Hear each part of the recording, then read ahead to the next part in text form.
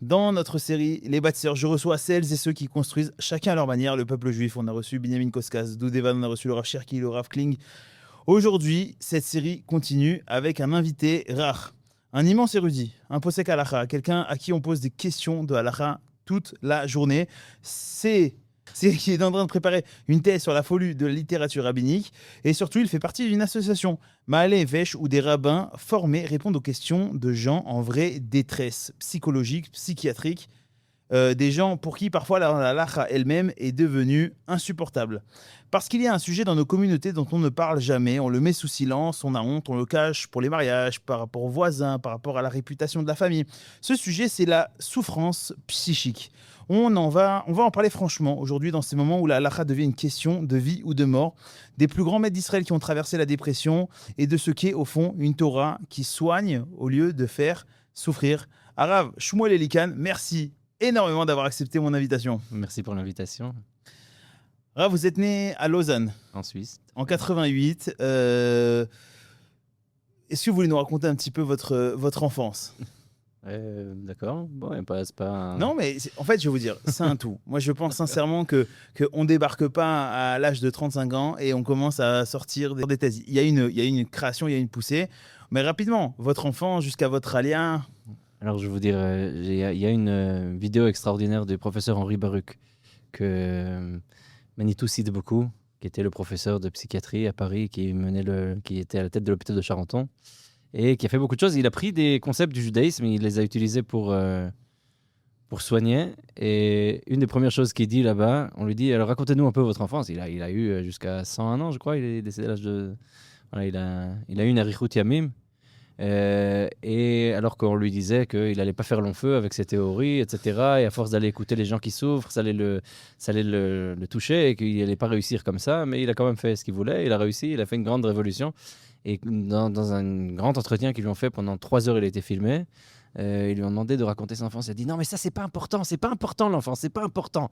On y reviendra, de toute façon, ça revient tout le temps d'une manière ou d'une autre. Donc voilà, c'est pareil ici, je pense que ça reviendra d'une manière ou d'une autre. J'ai grandi en Suisse, j'ai été à l'école juive à Lausanne. Ensuite, j'ai passé mon bac là-bas. Et j'ai étudié là-bas auprès de plusieurs maîtres. J'avais le Rav Menachem Margoulias, qui était mon voisin et qui m'enseignait la Gemara, chez qui j'allais. Ensuite, qui était rabbin à la Chaux-de-Fonds, avec qui j'ai été plusieurs fois là-bas, que j'ai eu la chance d'aider pour être chazan là-bas et aide rabbin assez jeune. Et ensuite, j'allais à l'année de mon bac, j'étais prof au Talmud Torah à Évian, à Thonon, juste en face à Évian-les-Bains. On traversait avec le bateau avec Anne-Marie Geller, on allait là-bas, qui traduisait les livres du Rav Aviner en français, qui était une disciple de Lévinas, entre autres. Et voilà, donc on faisait ces choses-là. Et ensuite, j'ai fait ma Aliyah, j'étais à l'Yeshiva Maladoumim. J'ai fait là-bas la Yeshiva Tesder, j'étais à l'armée, j'étais dans les Totranim, dans l'artillerie lourde. J'étais Comme le là-bas. Rav Cherki. D'accord. Et ensuite, j'étais là-bas à Chovesh Kravi, j'étais, on appelle ça médic, en Suisse, ils appellent ça sanitaire. C'est-à-dire aide-soignant à l'armée. Et puis finalement, j'ai été blessé et j'ai eu ce qu'on appelle une macathrome, c'est-à-dire une... Bouffée de chaleur. C'est pas vraiment une bouffée de chaleur. J'ai eu un état qui s'est détérioré à cause de ça. Et de ce fait, ils m'ont descendu le profil. Une insolation, voilà, une insolation. Enfin, j'en ai eu 2 l'une après l'autre en réalité. Et de ce fait-là, ils m'ont descendu mon profil et je suis devenu à chaque date. On m'a jeté dans la fin du service avant de revenir à l'Yeshiva. Et ensuite, je suis retourné à l'Yeshiva Maladoumé. J'ai étudié pour la rabbanout. Je me suis marié. Ensuite, je suis rentré au collège Eretz Remda, qui est un collège de Dayanut. J'ai étudié là-bas auprès du Rav Zalman Nechemia Goldberg, du Rav Ehrenreich, du Rav Carmel et d'autres rabbanim encore. Et notamment le Rav Cherki qui venait aussi donner des shiurim là-bas. Voilà, du Rav Daniel Epstein aussi qui nous a donné un cours sur les Lévinas qui était très intéressant. Et voilà.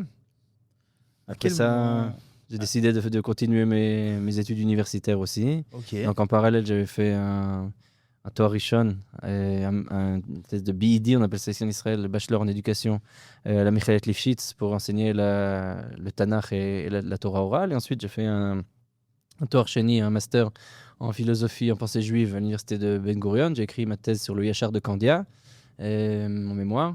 Et j'ai écrit sur comment le Yachar de Candia il gère le rapport entre la philosophie et la Kabbalah.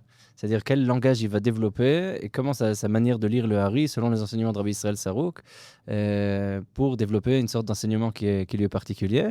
Et ensuite, par la suite, j'ai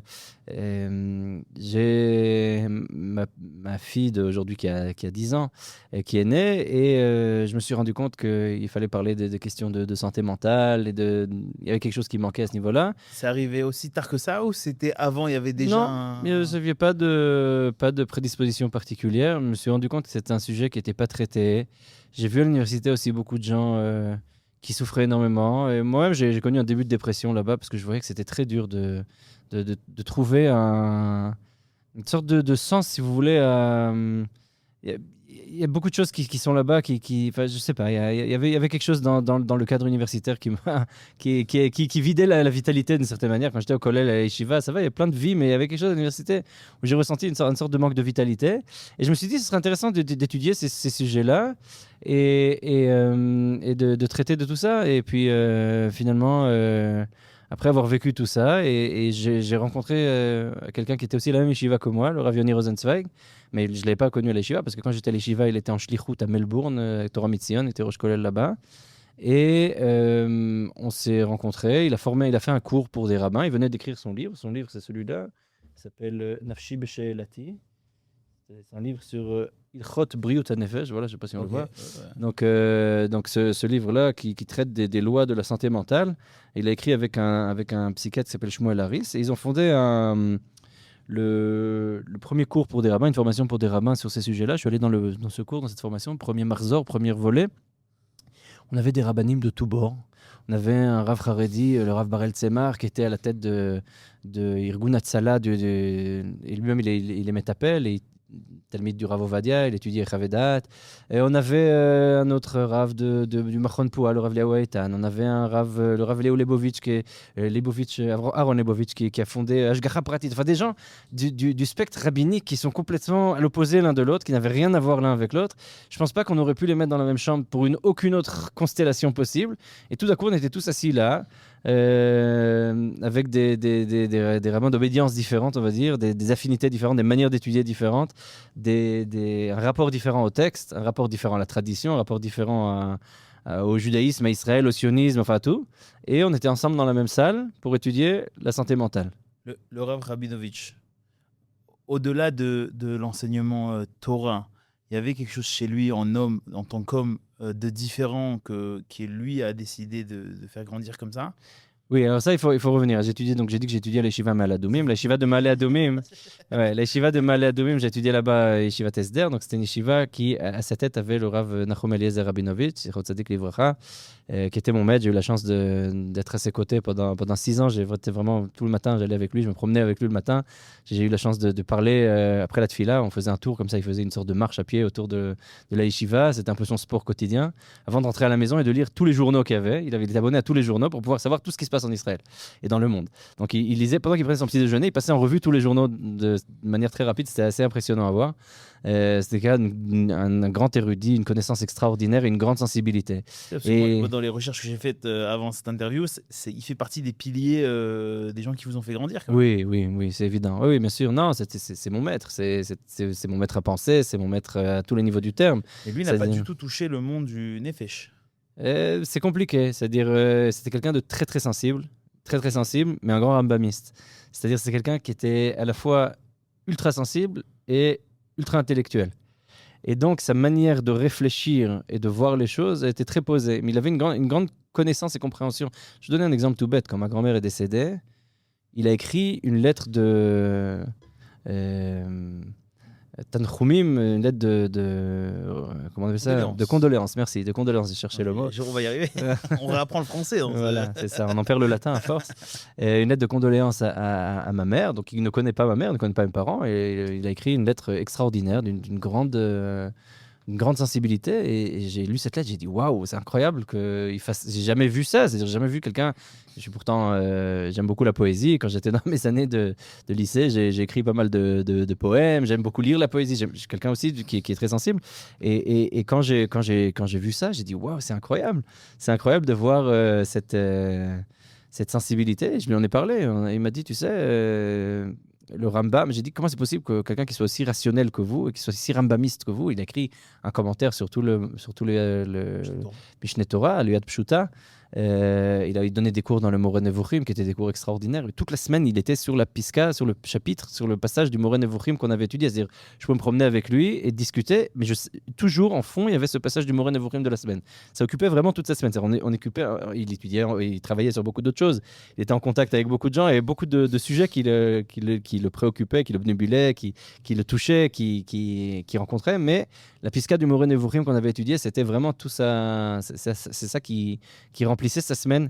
Et quelqu'un d'une grande sensibilité. Quand il y a eu un grand rabbin qui est décédé dans un accident tragique de voiture, il m'a dit tu te rends compte qu'est-ce que sa femme elle doit vivre? Je dis non, je sais pas, je comprends pas la douleur qu'elle peut ressentir, je comprends pas. Il est sorti de la tefila le matin, il a commencé à pleurer. Il me dit tu te rends pas compte de la douleur qu'elle peut vivre, surtout qu'elle a déjà perdu un enfant dans un attentat, etc. Et il me dit il faut absolument que je lui écrive. La première chose que je fais en rentrant à la maison, je prends pas mon petit déjeuner, je lis pas les journaux, je vais lui écrire une lettre. Donc c'est quelqu'un d'une grande sensibilité, d'une grande richesse, et il était à l'écoute. Il voyait des enfants dans la rue, il leur disait Boker Tov, il y avait quelque chose de sabbat, comme on dit en hébreu, c'est-à-dire le grand-père. Il y a quelque chose... on dit que sabbat, c'est les rachetevot, c'est l'acrostiche de Samchut Bli Achayut. Okay. C'est-à-dire c'est l'autorité sans la responsabilité. Chez lui, c'est le contraire. Il prenait la responsabilité et il laissait l'autorité à toi. C'est-à-dire il te donnait la possibilité. Plusieurs fois, je suis allé vers lui en lui disant « Je ne suis pas d'accord avec vous » dans la manière de trancher la halakha. Il m'embrassait, il me disait « C'est génial, je suis très content quand mes disciples disent le contraire ». J'ai jamais vu ça. C'est quelqu'un qui vous poussait, qui vous permettait de grandir et d'être vous-même au maximum, quoi. Donc il y a quelque chose chez lui qui était effectivement, oui, de cet ordre-là. Quelque chose de très bonificateur, de très encourageant à la pensée critique, à la pensée individuelle, à la pensée qui soit le plus exact possible, le plus objectif possible, le plus scientifique possible. Et une recherche de la vérité de cet ordre-là, mais avec une grande sensibilité. Il y a une histoire que vous avez racontée dans un podcast, c'est en apprenant que le Rav Soloveitchik, malade, ne reconnaissait pas sa propre fille. Votre maître a pleuré pendant des heures. Ouais. Ça le brisait. Il disait c'était la douleur humaine. Un géant du rationalisme qui pleure la douleur d'un homme.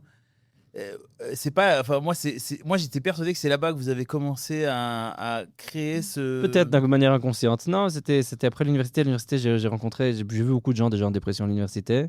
Et moi-même, je me suis dit, mais qu'est-ce que je fais là? Pourquoi je suis là? Et ça, c'était pas forcément très bien. Et en fait, c'est ça qui a permis une réflexion sur le rapport à la halakha et la pensée juive et la souffrance psychique. Essayer de voir, et finalement, il s'avère que le Rav Yoni Rosenzweig a écrit son livre en même temps. Il a fait le cours pour les rabbinim en même temps. Il y a eu une conversion des... une aversion, enfin je sais pas le mot exact pour dire. Il s'est avéré que toutes les choses se sont arrivées sur le même point. Il y a une sorte d'affinité qui s'est créée à ce moment-là. Et donc, voilà... ça s'est retrouvé comme ça. Et ensuite, je vous propose de rentrer dans le cœur de ce podcast. Vous êtes rentré dans l'association Ma'ale Nefesh. Ma'ale Nefesh. Est-ce que vous pouvez nous expliquer simplement, au début, ce qu'est cette association? Très bien, très simplement. C'est une association qui a pour but 3 choses. Premier but, on forme des rabbins et des rabbagnotes, et aujourd'hui maintenant des balagnotes aussi, aux questions de santé mentale. C'est-à-dire comment repérer, comment voir, comment savoir ce que c'est, connaître les noms, connaître les choses, connaître les soins qui existent, savoir chez qui, auprès de qui se tourner, qu'est-ce que c'est. Il y a quelqu'un dans ma communauté, Shabbat, qui commence à crier au milieu de la tefila, je fais quoi? Il y a quelqu'un qui monte à la Torah, ou alors quelqu'un qui va au mikvé, qui a des troubles obsessionnels compulsifs, qui va pendant 2 heures se nettoyer, etc., etc. Comment on fait? Comment on gère ça? J'ai reçu une question là, il y a 3 semaines d'une femme qui me dit qu'elle souffre de Tismonet Amara, c'est-à-dire le syndrome de la conversion.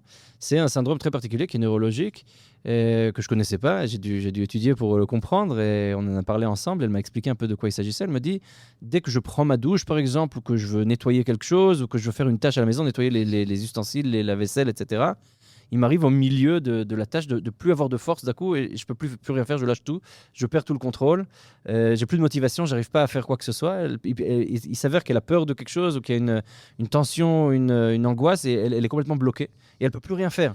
Elle me dit par exemple, j'ai une serviette qui est tombée dans le couloir, elle me dit ça peut rester parfois 2 semaines sans que je puisse la ramasser. C'est très difficile. Et elle me dit la solution que j'ai, c'est de prier. Quand je prie, ça m'aide.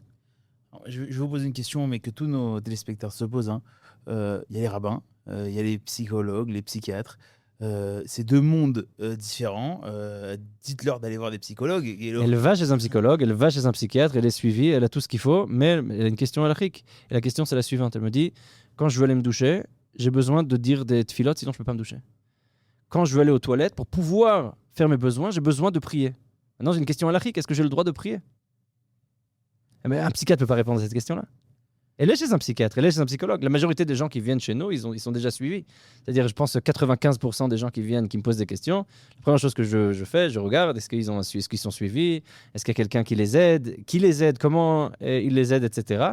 Et ensuite, je peux comprendre la question ilkhatique. Mais la question halakhique qui vient derrière, elle est toujours une question avec laquelle ils arrivent. Et parfois, des gens qui me téléphonent en me disant, voilà, mon psychiatre m'a dit de te téléphoner. Quelqu'un qui souffre, après le 7 octobre, une jeune femme qui souffrait d'angoisse extrêmement grande. Et la seule chose qui l'aide, c'est son psychiatre qui lui a dit, c'est du cannabis médical. Et alors, il y a du cannabis sous forme d'huile, sous forme de gélules, sous forme de toutes sortes de formes, et dans de la nourriture, etc. Et elle me disait que toutes ces formes-là lui faisaient des maux de tête terribles, des vomissements qu'elle était incapable de prendre. La seule manière pour elle de faire, c'était par la fumée. Et il y avait soit la fumée électrique, donc la cigarette électronique, soit par fumée en vrai. Elle me disait, je ne sais pas quoi faire, et mon psychiatre me dit de te téléphoner pour savoir ce que je dois faire Shabbat. Donc le psychiatre, en l'occurrence, il connaissait notre association. Il a dit, moi, je ne peux pas te répondre sur les lois de Shabbat. Il me dit, la dame me dit que son psychiatre lui a dit qu'il pense que c'est permis, mais qu'il ne sait pas. Elle m'a dit, demande à un rabbin.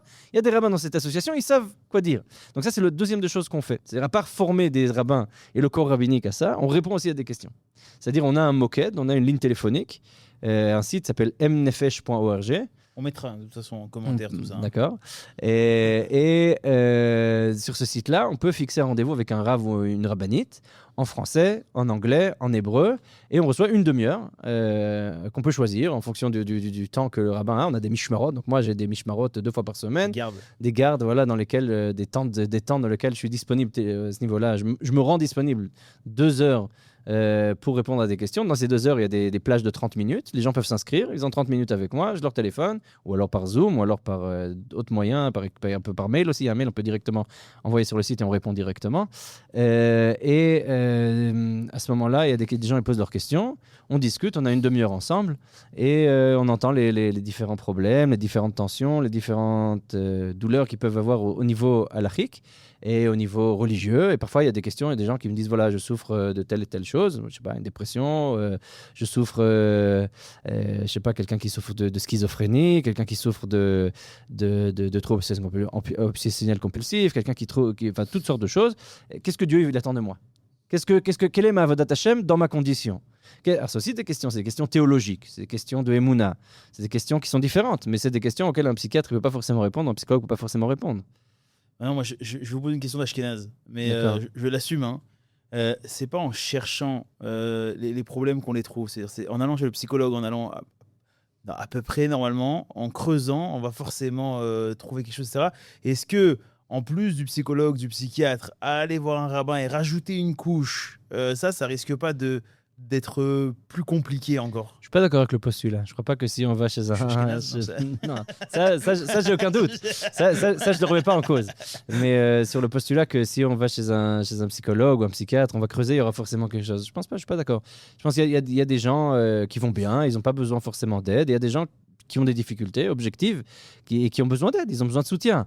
Maintenant, le fait d'aller avoir un soutien qui est d'ordre psychologique, psychiatrique, c'est très important. C'est médical. La différence entre aller voir Raviol Ben Arouche, parce que bon, je suis pas en pleine forme. J'aimerais bien m'asseoir avec mon Rav, discuter un petit peu, machin, parce que ce matin, j'ai pas voulu mettre mes téfilines, j'avais pas la foi, j'avais pas le... Et bon... Là, je vais appeler le Rav Shmuel Elikan parce que rien ne va plus. Déjà, on m'appelle pas moi, on appelle l'association. Non, on appelle l'association, mais vous avez compris. Je fais partie de l'association. Quel est le niveau Alors, je vais expliquer. Nous, notre association, elle traite des questions qui sont de santé mentale, c'est-à-dire que c'est des gens qui généralement, hein, on n'exclut pas, mais généralement, les gens qui viennent vers nous, c'est des gens qui ont un diagnostic, qui ont déjà vécu certaines choses, qui sont sous traitement ou qui ont besoin d'aide, qui cherchent de l'aide, qui ont objectivement une souffrance psychique assez grande et ils ont un problème religieux.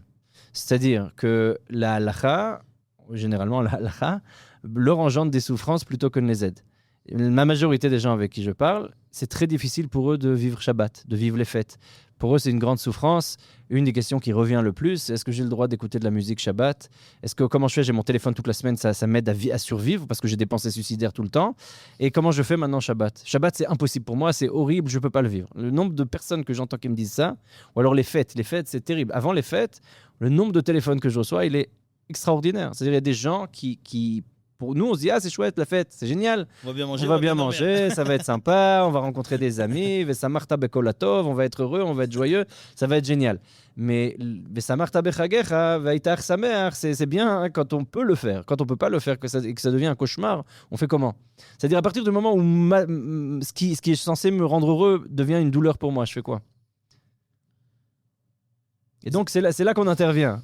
Alors nous, on est là, on est dans une sorte de niche, si vous voulez, où on est là pour aider des gens qui ont une douleur, et souvent, les rabbins qui ne sont pas formés à ça, qui ne connaissent pas forcément ça, ils ne peuvent pas forcément comprendre. Ils disent, ok, bah, c'est fait, c'est quoi le problème?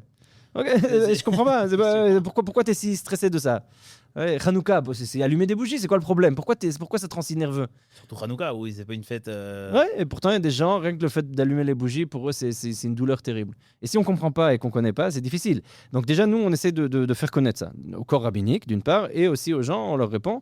Et on essaie aussi de s'informer tout le temps. On fait des ishtalmouyot, et aussi au Bogrim, on fait tout le temps des cours et des conférences, et on essaie de rencontrer des spécialistes et des chercheurs. Et aussi, la deuxième des choses qui est très importante à dire, c'est qu'on est suivi par des spécialistes. C'est-à-dire, on a un travailleur social et un psychiatre qui sont avec nous, deux travailleurs sociaux, un psychologue clinique qui est docteur et un autre qui est travailleur social, qui sont des gens spécialistes, qui connaissent le monde des yeshivot, qui connaissent le monde de la halakha, qui sont des gens extraordinaires, avec une grande sensibilité et une grande connaissance et une grande sagesse. Ils nous font de la hadracha. C'est-à-dire, moi, je viens, je dis, voilà, j'ai eu cette question ce mois-ci, à laquelle je n'étais pas sûr comment répondre. Et j'ai eu ce dilemme-là, et ça m'a touché là, et moi, ça m'a réveillé ça et ça. Comment toi, tu aurais répondu? Et on essaie de réfléchir ensemble. À quel moment la halakha, c'est comme ça. J'ai repris une histoire que vous avez racontée dans notre podcast. Hein. C'est une femme qui avait beaucoup de problèmes avec la loi des Nida, qui disait avoir des pensées suicidaires parce qu'elle ne pouvait plus être avec son mari, pas l'enlacer, tout ça. Pourtant, halakha, vous voyez ce que je veux dire ou pas? Ça veut dire qu'à un moment donné, c'est la loi. La Gemara dans Maseret Yoma Daf Pezayin, elle dit la chose suivante. Elle dit, c'est marqué dans la Torah, Vachai Baem. Tu vivras par eux. Les commandements, c'est quelque chose de vital. Les commandements, c'est censé nous aider. Et la Gemara nous dit, Velo Shiamut Baem. Et il ne faut pas en mourir. C'est-à-dire, le but du commandement, c'est de nous rendre meilleurs. Le but, c'est ce que le Rambam dit dans le Moreh Nevuchim, dans le guide, dans la troisième partie, chapitre 37 à 40. Le Rambam, il revient sur cette idée-là qu'on veut rendre le monde meilleur, on veut rendre la société meilleure, on veut se rendre meilleur, on veut aussi s'améliorer spirituellement, comme le Ramban le dit à différents endroits, d'accord, qui a cette idée-là de se parfaire. Les Balé Moussar aussi, ils ont pris cette idée-là de la perfectibilité de l'homme, le Rav Kook qui revient aussi beaucoup sur cette idée-là. C'est une idée assez fondamentale du judaïsme finalement. D'accord, les commandements, ils sont là pour nous bonifier, pour nous rendre meilleurs et pour nous aider. À partir du moment où les commandements ils deviennent source de souffrance, à partir du moment où les commandements ils deviennent la raison pour laquelle je souffre. C'est-à-dire, je souffre pas parce que certes j'ai d'autres problèmes, mais ça va se transférer sur les. Je vais donner un exemple tout bête. L'exemple le plus commun et le plus connu, c'est les troubles obsessionnels compulsifs. D'accord, les TOC. On appelle en hébreu OCD, en anglais en l'occurrence, mais on reprend le terme en anglais, en hébreu, en Israël. Les TOC, donc ce sont des troubles obsessionnels compulsifs. Donc il y a ici un système qui fonctionne, qui peut arriver sur toutes sortes de choses. Et ce système, c'est un système qu'on peut comprendre, qui a une certaine logique, qui a un certain sens, mais ce système-là, il est un système qui va se mettre sur les choses qui nous sont chères. Or, pour une personne juive religieuse, ce qui lui est cher, ce sont les mitzvot, puisque comme vous l'avez dit justement, c'est la halakha, qu'est-ce qu'on veut faire? C'est comme ça, c'est tout. C'est important. À partir du moment où ça va devenir important, c'est des choses sur lesquelles je ne vais plus pouvoir être capable de faire quoi que ce soit. J'ai parlé à une femme qui m'a dit que ça lui prenait entre 3 heures et 5 heures de cuisiner pour Shabbat un plat simple. Je lui ai dit pourquoi autant de temps pour un seul plat? Alors elle me dit parce que je ne sais pas avec quel couteau couper l'oignon.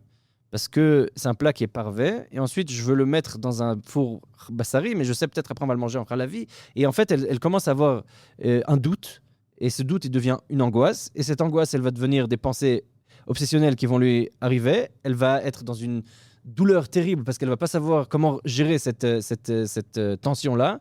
Et ce qui va la calmer, c'est de faire une sorte de rituel compulsif sur lequel elle a plus de contrôle.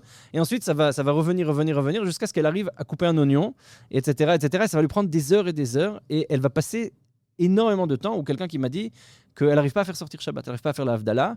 Son mari, sa famille l'attendent entre 5 et... Ouais, elle m'a dit... Parfois, c'est un peu moins, mais ça peut arriver qu'entre 3 et 5 heures, c'est-à-dire c'est entre 3 et 5 heures, et après Shabbat, ils attendent qu'elle puisse faire l'Havdalah.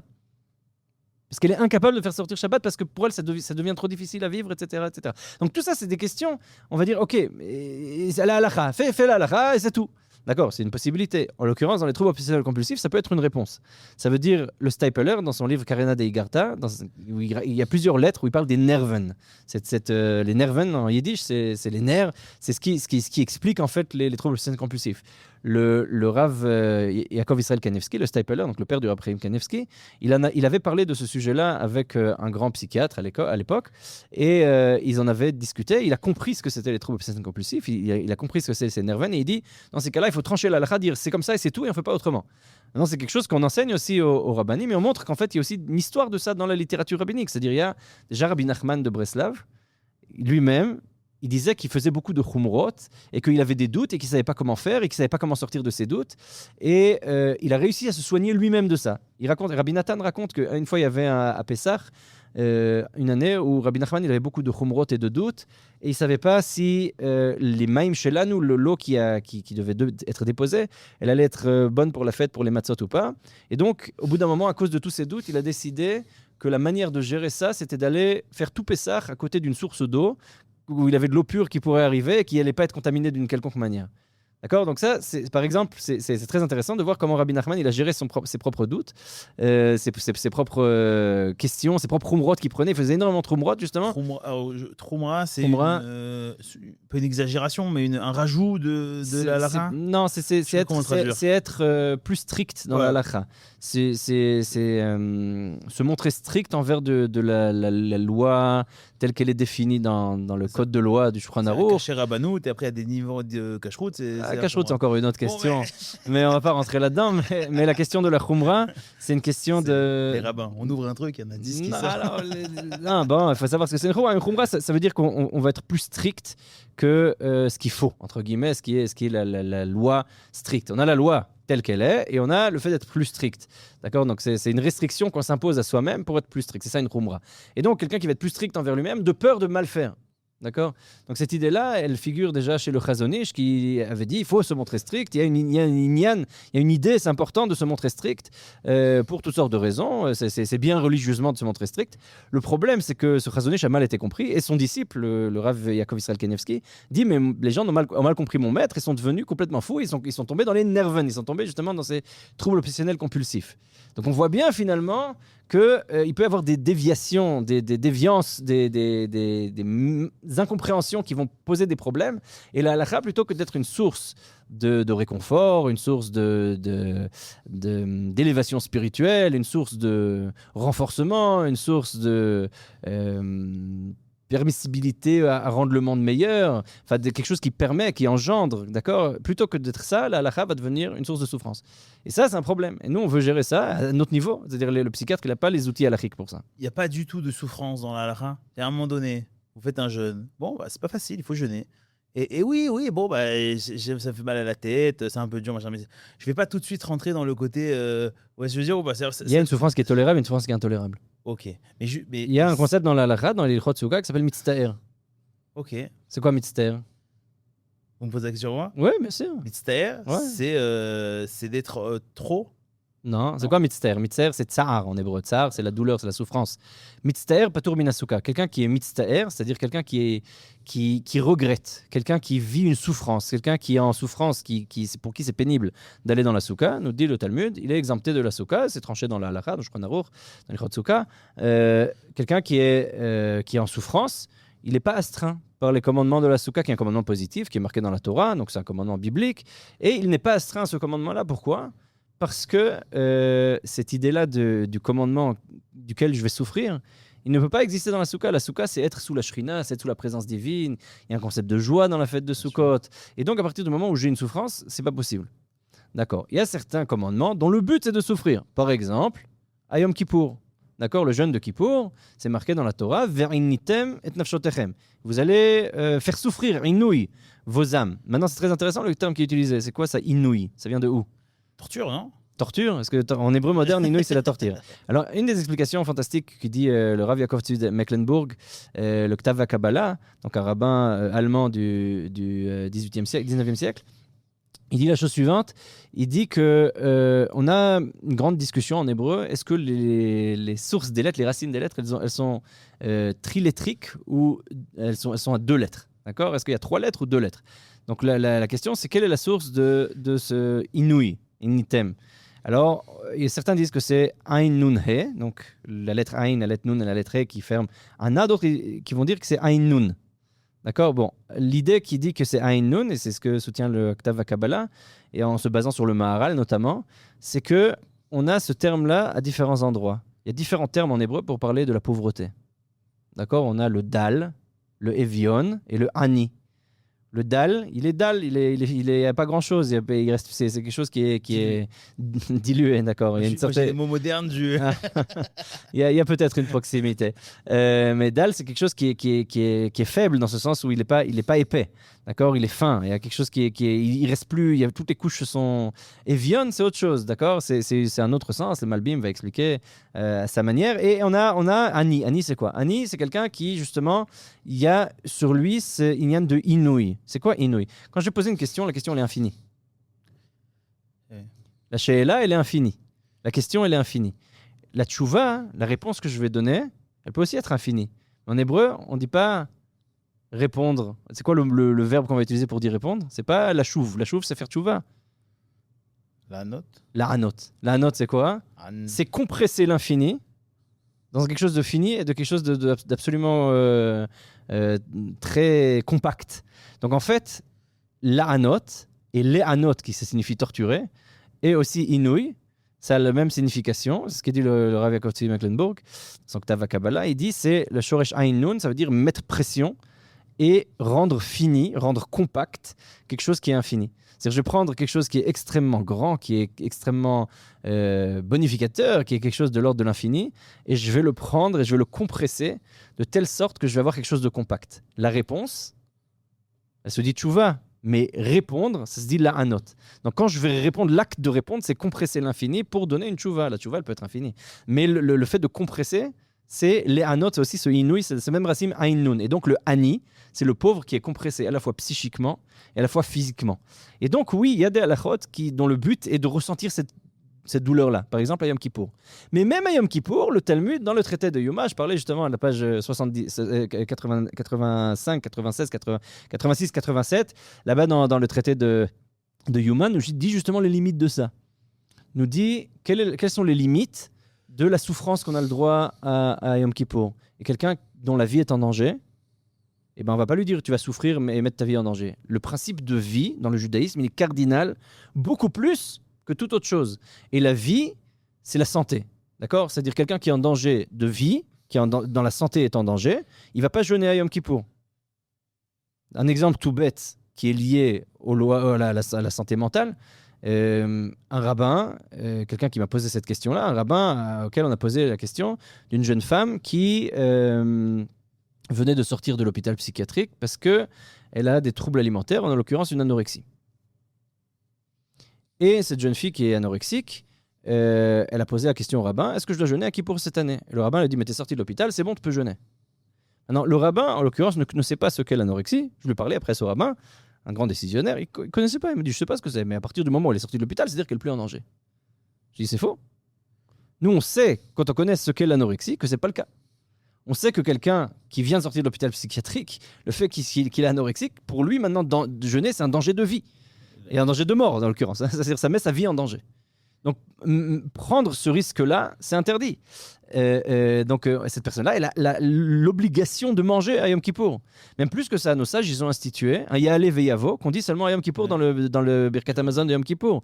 C'est-à-dire il y a des lois qui sont liées à ça, qui sont faites exprès justement pour donner de la... Nous, il y a des tfilotes aussi qui ont été écrites. On a un ami qui a écrit le Rav Betzalel Daniel, il a écrit avec sa femme une tfila pour les jeunes filles et jeunes hommes aussi. Il y en a moins statistiquement, mais il y en a anorexiques qui doivent manger à Yom Kippour, et une tfila qui doivent dire, parce que pour eux c'est un inouï, c'est pour eux une douleur de devoir manger. Et donc pour eux le inouï, ça va être de manger à Yom Kippour. Donc ils vont vivre le jeûne et le inouï d'une certaine manière qui est différente de la nôtre. Mais si je leur dis à lui, c'est la halakha, tu dois jeûner, je risque de le tuer. La halakha interdit ça, comme on dit, vachai baem velo shemut baem. C'est interdit que les mitzvot soient source de souffrance et engendrent chas v'shalom la mort. C'est pas possible. C'est le contraire même de la vision de la Torah. La vie, conceptuellement, c'est très important. Le judaïsme considère que la vie est une valeur ultime et que, si vous voulez, dans la pyramide si on prend la pyramide de Maslow, d'accord, on est d'abord des hommes qui devons vivre, et ensuite, à partir de là, il y a la Torah qui est derrière la Torah. La vie et la manière de vivre, elle précède la Torah. C'est-à-dire, d'abord, on doit vivre comme des hommes. Une fois qu'on vit comme des hommes, on peut mettre les commandements par-dessus et devenir des âmes spirituelles qui font la volonté d'Akadosh Baruch Hu, etc., etc. Et ensuite, on peut arriver à la Nevoa et à la Kedusha, et ensuite, on peut arriver à la Shrina. Mais avant d'arriver là, il faut d'abord être des hommes. Est-ce que vous pensez que plus on avance dans la technologie, dans le temps, plus on a des souffrances psychologiques? Est-ce qu'il y a 200, 300 ans, 400 ans, il y a des sources. Il y a le Rambam qui était dans son lit pendant 6 mois, qui voulait voir personne. Il y a des sources de rois qui ont, entre guillemets, pété un câble ou choses comme ça. Mais est-ce que vous sentez qu'aujourd'hui, ça devient quelque chose de très présent? Alors, il y a 2 phénomènes. Il y a un phénomène où déjà, il y a moins de tabous sur le sujet, donc on en parle plus. Bien sûr. Donc, le fait qu'on en parle plus, on a l'impression que c'est partout. Alors que statistiquement, je ne sais pas à quel point ça a changé. C'est une grande question. Hein. C'est une question qui est une question pour des chercheurs. J'ai entendu ça de quelqu'un qui fait une grande recherche sur le sujet, qui est professeur, qui m'a dit qu'il essaye de comprendre. Est-ce qu'il y a un changement au niveau mondial sur la santé mentale, etc. Est-ce qu'il y a plus de personnes qui sont malades, ou est-ce que le fait qu'on en parle plus, ça crée plus de souffrance, ou le fait qu'on en parle plus, ça juste permet de voir ce qui est et ce qui a toujours été? C'est très compliqué à vérifier, déjà, au niveau de la recherche. Et c'est possible que les deux soient vrais. C'est-à-dire que c'est possible que le fait qu'on en parle et que la parole se libère à ce niveau-là, qu'il y ait moins de tabous et qu'on puisse parler plus ouvertement, d'une part, et d'autre part, qu'il y a différents soins qui sont... qu'aujourd'hui, il y a plus de soins scientifiques. Non, il y a aussi qu'on s'écoute plus nous-mêmes. J'imagine aujourd'hui, à l'époque, on allait au champ le matin, on travaillait, on revenait à la maison, on cherchait à survivre. Je ne sais pas si on s'écoute plus. Non. Ça veut dire... ouais, je ne suis pas sûr. Plus de temps. Ouais, on a plus de temps, ça c'est un fait. Qu'on s'écoute plus, je suis pas sûr. Justement, le fait qu'on a plus de temps, ça crée plus de souffrance. Mais ça veut pas forcément dire qu'on s'écoute plus. Si on s'écoutait plus, peut-être qu'on aurait moins de souffrance. C'est-à-dire, je vais essayer de dire le fond de ma pensée. Si je suis capable de vraiment m'écouter et que je suis en pleine conscience de ce que je fais, je respire, je médite, j'essaye de voir ce que Akadosh Baruch Hu il attend de moi, ce que moi j'attends de moi, quel est l'infini qui est en moi, quelle est la beauté du monde, etc., etc. J'ai pas de raison de me sentir mal. La souffrance, elle commence quand j'arrive plus à me connecter à d'autres personnes, quand j'arrive plus à m'écouter moi-même, quand je sens que j'ai des pensées qui me reviennent de manière automatique et que je les rumine en me disant je suis pas assez bon, il y a rien de positif dans ma vie, tout va mal, je suis incapable de faire quoi que ce soit, je vaux rien, et de toute façon qu'est-ce que je veux faire? L'homme il vaut rien, il vaut pas plus que l'animal, de toute façon tout est futilité. Et on va reprendre les mots du roi Salomon sans les comprendre en disant Evel avali makol evel, vanité de vanité, tout n'est que vanité. Voilà, donc on va revenir sur cette chose-là où voilà, il n'y a plus de sens, rien du tout. Et puis finalement, qu'est-ce qu'on fait là? Et quel est notre sens ici sur Terre? Et à partir du moment où on rumine ces mots-là... Il faut trouver des réponses à ça, en fait. C'est juste ça. Celui qui trouve une réponse à ces questions-là, il y arrive. Il y a 2 aspects. Il y a un aspect, disons... philosophique, d'accord, où effectivement il y a un grand questionnement depuis Camus, le monde est absurde, d'accord, donc quel est le sens aux choses. Donc c'est très intéressant que Rabbi Nachman de Breslev, par exemple, qui s'est posé ces questions-là déjà il y a un certain nombre d'années, disons, plus de 200 ans, il a un grand enthousiasme au sein de la population juive dans le monde, justement, à ses Torot, à ses enseignements, justement parce qu'il répond à ces questions-là. C'est-à-dire, lui, il va dire, certes, certes, le monde est absurde, mais Dieu, il t'y a mis. Qu'est-ce que tu veux y faire? Non, c'est comme ça, c'est pas toi qui as choisi. D'accord? Oui, le monde est absurde, il est brisé, oui, mais parce que le monde, il est construit de telle sorte qu'il est brisé. Donc toi aussi, tu vas vivre ça. Quand toi, tu vis un mashber, quand toi, tu vis une souffrance, ce sentiment de brisure, mais c'est normal, tu vis la même chose que ce que Dieu a fait dans la création du monde, où il a brisé les vases, etc. Donc il y a toujours cette idée-là qui existe, qui est présente, etc. Donc cette idée-là, elle est fantastique, elle est fondamentale. On vit avec le monde, on vit avec Dieu, et donc on peut pas. Et il y a ici une reconnaissance de la souffrance. Et Rabbi Nachman, il va proposer trois voies de gestion de ça. D'un côté, on a l'histoire chassidique avec ses paraboles qui peut nous amener les Sipurim Maasiyot, qui peuvent nous amener au-delà de la création même, quelque chose qui précède la création, ce qui va dire. D'un autre côté, on a l'Aïd Bodedut, cet outil-là qui nous permet de parler avec Dieu et de se rencontrer soi-même, justement de s'écouter soi-même dans un monde hyper technologique où on n'arrive plus à s'écouter. C'est-à-dire, dès que j'ai un moment de calme, je vais sortir mon téléphone, je vais commencer à scroller et je vais commencer à essayer de. Et c'est ce que les gens me disent souvent, le Shabbat, c'est très dur pour moi parce que ça me force à me confronter à mes douleurs et que je suis incapable de le faire tout seul. Et quand j'ai mon téléphone, ça me calme. Mais il faut le faire un peu quand même, de temps en temps, pour justement que ça passe, non? On peut le faire si on est bien accompagné et qu'on sait le faire, ou alors qu'on sait le faire tout seul et qu'on a les outils pour le faire. Si par exemple, il y a quelqu'un le fait de se confronter à ses peurs, ça va l'amener à des pensées suicidaires, voire à des actions suicidaires, je préfère qu'il utilise son téléphone Shabbat plutôt qu'il se coupe les veines, Ras V'Shalom. Oui, non, mais bon, il y a toujours. Voilà, donc il manque le troisième. On a oublié. Ah oui, et le troisième outil que Rabbi Nachman développe, à part l'histoire chassidique, à part l'idée de l'Aïd Bodedut, c'est Azamera, la Torah Resh Pebet, cet enseignement qui dit qu'il faut chercher le bien partout et pas chercher le mal. Il ne faut pas essayer de chercher la petite bête, il ne faut pas essayer de voir le point noir sur la feuille blanche, il faut voir la feuille blanche dans son ensemble. Il faut voir ce qui est grand, ce qui est magnifique, ce qui est beau, ce qui est bon, rechercher les choses qui sont bonnes en nous, rechercher. Il dit c'est pour ça que la prière, elle commence avec Modéani.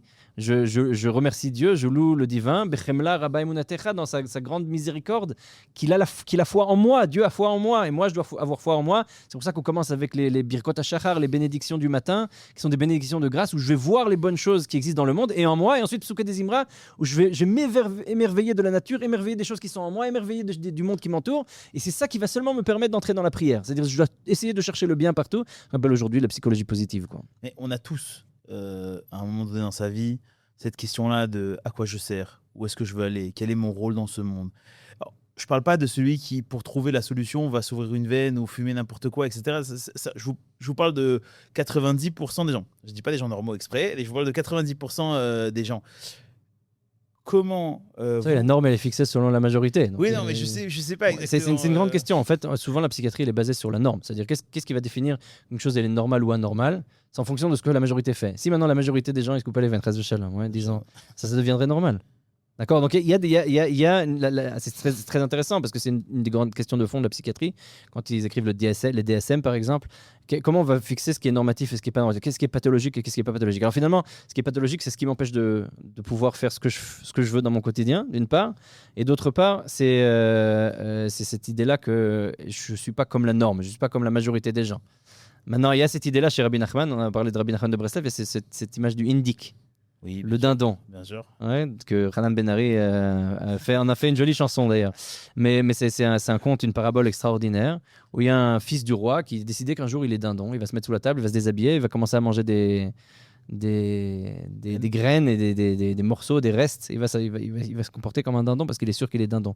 Tous les médecins du monde sont arrivés pour essayer d'aider, personne n'a réussi. Et le sage, le rabbin, il arrive, le chacham, et ce sage, il va dire la chose suivante, il va dire, ok, d'accord, bon, on n'arrive pas, mais moi aussi je suis un dindon. Il va aussi se déshabiller, il va aussi se mettre là-bas, il va se mettre, on appelle ça en hébreu begovanim, c'est-à-dire à hauteur de Dieu, à hauteur de visage. Et il va avoir cette rencontre qui va se faire en disant je comprends ta douleur, je suis avec toi dans ta douleur, et on peut être ensemble des dindons. Et ensuite il a dit bon, viens, on met quand même des habits, parce qu'on peut être des dindons habillés. Bon, viens, on s'assoit quand même à table, parce qu'on peut être quand même des dindons habillés civilisés. Viens, on va quand même étudier, on va quand même parler, parce qu'on peut être des dindons qui mangent, etc. Il reste des dindons à la fin. Mais ils sont des dindons qui sont capables d'avoir une conscience autre que celle de dindons. Et donc, c'est comme ça que Rabbi Nachman, il va dire on peut vraiment écouter la douleur des gens, la souffrance des gens et être présent. Et cette présence-là, elle est nécessaire si on veut vraiment pouvoir aider les gens. Et c'est un des points fondamentaux, je pense aussi, du judaïsme.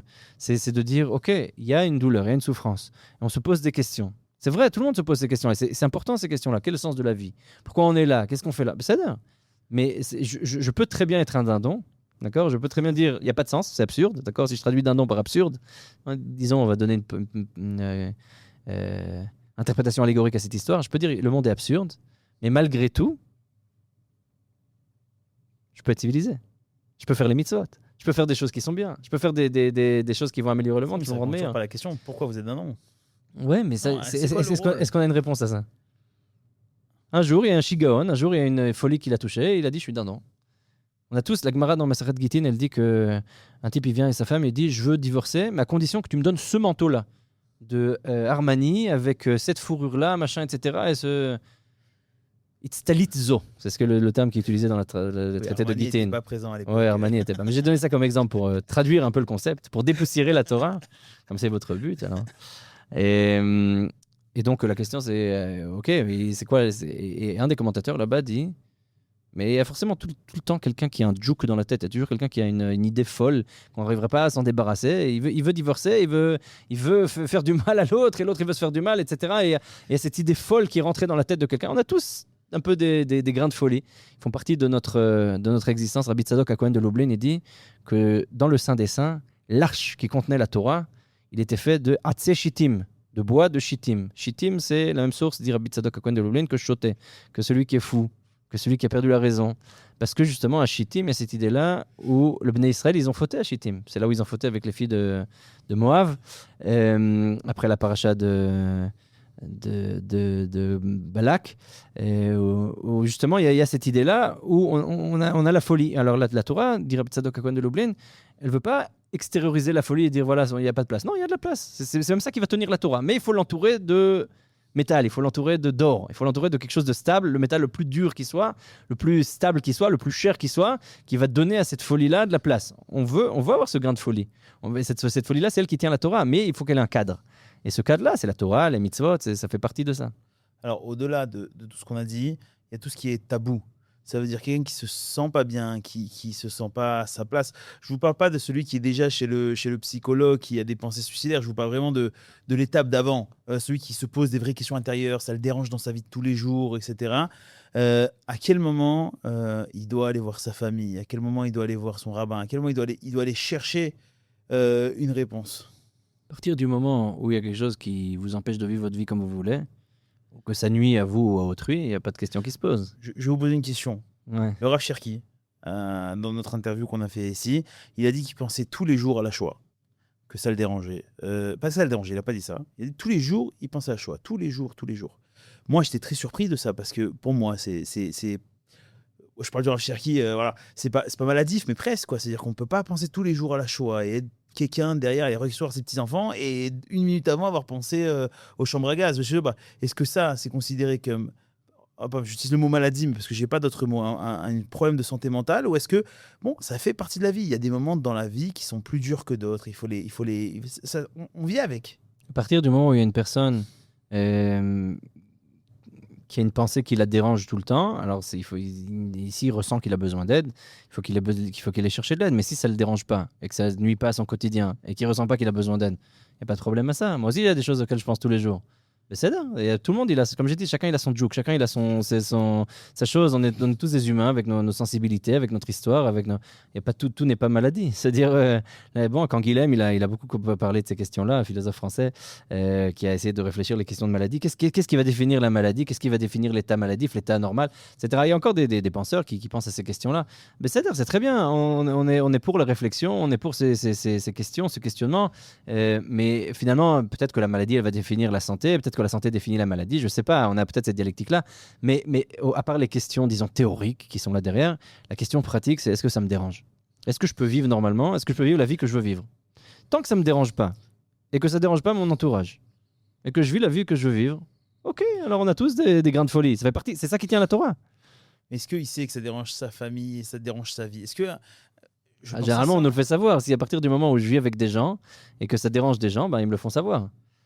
Si vous avez un exemple. Oui, un exemple tout bête. Quelqu'un qui est addict à de la drogue, à des cigarettes, à manger. Il y a aussi de l'addiction à la nourriture. Il peut y avoir de l'addiction, enfin, peu importe, une addiction au jeu, au paris, etc. Et quand il n'a pas sa cigarette, quand il n'a pas son jeu, son loto, quand il n'a pas, enfin, peu importe ce que c'est, hein, son alcool, ça peut être l'alcoolisme, il est très nerveux. Par exemple, le Shabbat, quand il ne peut pas fumer la cigarette, il est très nerveux. Lui, il dit ça ne me dérange pas. Mais les autres, ils vont lui faire savoir que ça les dérange. Au bout d'un moment, ils vont lui dire bon, va fumer ta cigarette et laisse-nous tranquille. À partir du moment où il entend ça, il va se rendre compte qu'il y a un problème. Et c'est là où il va dire ok, il faut que j'aille chercher de l'aide. On est capable d'autoriser la cigarette Shabbat. Pardon ? On est capable aujourd'hui d'autoriser la cigarette Shabbat pour quelqu'un. Pourquoi on devrait autoriser la cigarette ? Non, si jamais il se dit je vais me suicider si je fume pas ma Le cigarette. Mishnah Berurah déjà a permis dans ces cas-là. C'est pas quelque chose de nouveau. Non, mais c'est des vraies questions que déjà on se pose pas, nous qui ne touchons pas, ni nous, ni des proches à nous, ces questions-là. On se les pose pas du tout. Mais là, vous me dites, écoute, lui, il peut aller allumer le feu, Shabbat, pour fumer, parce que sinon, il dit qu'il va se suicider. Moi, je vous dis, écoutez, il est mignon, mais il peut tenir 3 heures de plus et finir Shabbat, et ensuite, il ira fumer. C'est la question, est-ce qu'il peut ou est-ce qu'il peut pas ? Est-ce que je suis prêt à prendre le risque ou pas ? On a une règle dans Pikuach Nefesh, on dit qu'on ne prend pas de risque. Si quelqu'un il risque de se suicider, ben, je ne prends pas de risque, il n'y a pas de question. Et la halakha, elle a beau être catégorique, elle est aussi catégorique dans les lois de Pikuach Nefesh. C'est-à-dire que les lois de Pikuach Nefesh sont plus importantes. Si quelqu'un il pense que Shabbat est plus important que la vie, il n'est pas juif, il est même pas sûr qu'il est karaïte. C'est-à-dire, non, dans le sens où les karaïtes sont juifs. Mais il est ni sadducéen ni karaïte, il est déjà en dehors du judaïsme. Et même si les sadducéens et karaïtes, on peut dire qu'ils sont liminaux, on va dire comme ça. Mais c'est très problématique, bien sûr. À partir du moment où quelqu'un il dit Shabbat, c'est plus important pour moi que la vie, bah c'est plus le judaïsme. La halakha, telle qu'elle a été forgée par les rabbins Purushim, par les pharisiens, au fil des générations, et c'est la halakha telle qu'on l'a reçue, c'est notre tradition rabbinique depuis plus de 2000 ans, c'est que la vie, et on peut le voir dans la Torah, dans le sens déjà obvi des versets, la vie vaut plus que toute autre chose. La vie, c'est la valeur ultime. On est pour la vie, c'est une Torah de vie. Etz Chaimi la Machazikim Ba, c'est un arbre de vie pour ceux qui vont le tenir, pour ceux qui vont la tenir, la Torah. Donc il faut être. C'est une Torah de vie, une Torah vivante. Si la Torah, elle n'est pas une Torah vivante, c'est une Torah de mort, Chas v'Shalom. Et ça, c'est pas. C'est ce que dit le Talmud. Si on a bien compris la Torah et qu'on est méritant, Naset lo sam chaim, ça veut devenir un élixir de vie. Mais sinon, Chas v'Shalom, ça peut devenir sammavet, ça peut devenir un poison. La Torah peut devenir un poison par lequel on risque de se mourir. C'est justement pas le but, c'est pas la volonté divine. Le problème, c'est moi j'ai bien compris le fait de prendre ses souffrances, aller en parler, chercher des solutions dans la halakha. Mais le problème, c'est l'étiquette, c'est la réputation. C'est qu'une personne qui assume le fait d'avoir des soucis psychologiques, et ben dans le judaïsme, en tout cas dans mon monde à moi, chaque monde, chacun sa vie, hein, mais il va avoir beaucoup de mal à se marier. Beaucoup de mal à se marier. Beaucoup de mal à se marier. Il va avoir beaucoup de mal à, pas forcément trouver un travail, parce qu'il ne faut pas exagérer, mais il peut avoir du mal.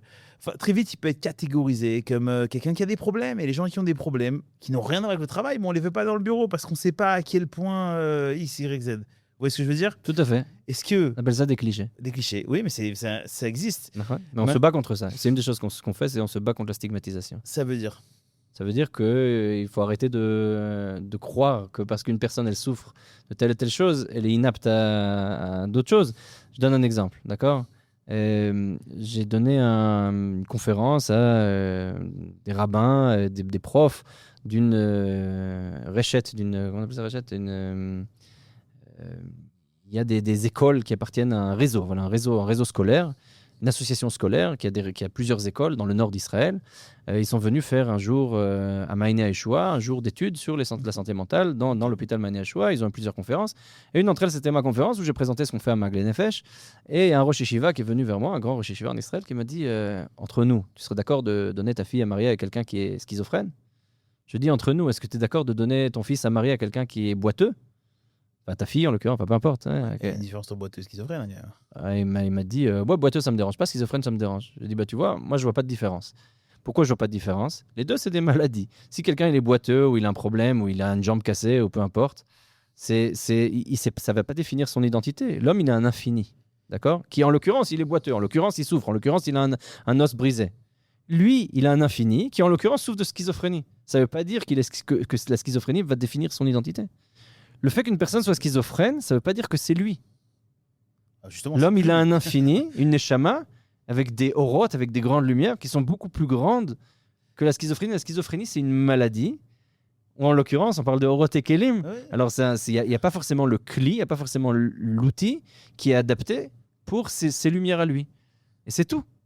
À partir du moment où on comprend les choses de cette manière-là, on va voir tout simplement qu'il faut s'adapter à voir ça comme une maladie. Et c'est très bien. Moi, j'ai un voisin, il souffre de schizophrénie.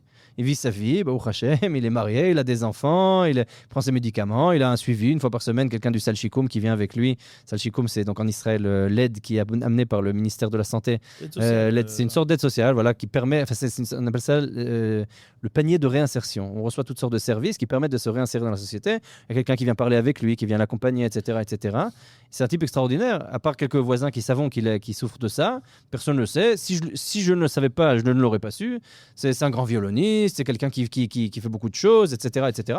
On aurait pu ne pas savoir. Et il vit sa vie, il est très heureux. Alors effectivement, il a certaines questions qui se posent parfois, il a certaines douleurs, comme quelqu'un qui a des je sais pas moi, des problèmes de peau ou des problèmes peu importe. Il faut le regarder de cette même manière-là. À partir du moment où je fais ce switch-là dans ma tête, et je me dis, voilà, je lutte contre la stigmatisation. Pour moi, c'est une maladie comme une autre maladie. Il n'y a pas de différence. Dans la halakha aussi, dans la halakha, quelqu'un qui est malade, à Shabbat, qui a une jambe cassée, il a le droit de marcher avec une canne durant Shabbat dans le reshut arabim. Il a le droit d'aller dans le domaine public et de passer d'un domaine à un autre domaine, chose qui a priori ça interdit le Shabbat. On apprend ça dans la Torah, le fait de ne pas passer d'un domaine à l'autre et de porter le Shabbat. Et finalement, on a le droit, même dans un endroit où il n'y a pas de hérouv, il n'y a pas de cette possibilité de fermer le lieu. Et le Mishnah Berurah dit, c'est une tradition déjà qui figure déjà avant, Magen Avraham, mais avant ça encore, mais enfin, peu importe, on voit qu'on a le droit de porter parce que, nous dit le Shulchan Aruch, on dit le Mishnah Berurah, sa canne fait partie, comme si c'était sa jambe. Ça veut dire ça fait partie de son corps. Ça va remplacer sa jambe et donc ça devient sa jambe le temps que sa jambe guérisse. Il en est de même pour la santé mentale. Tant qu'il n'y a pas guéri, par exemple, alors il y aura des choses qui vont pouvoir l'aider, qui sont sa jambe, qui sont on va pas dire ah non, t'as pas le droit à Shabbat, c'est plus important, laisse tomber. Et comme c'est une maladie qui souvent se voit pas, parce que c'est transparent, je peux pas savoir si quelqu'un souffre de quoi que ce soit. C'est la différence entre le boiteux et le schizophrène, c'est que le boiteux, on maîtrise. C'est-à-dire, on sait On maîtrise rien du tout. Non, mais on sait quelles sont les limites du boiteux. Bon, il nous rattrapera pas à la course, mais on comprend. Logiquement, moi qui suis pas dans le monde médical, qui suis pas dans ce monde-là, je comprends le boiteux. Le schizophrène, moi, il me fait peur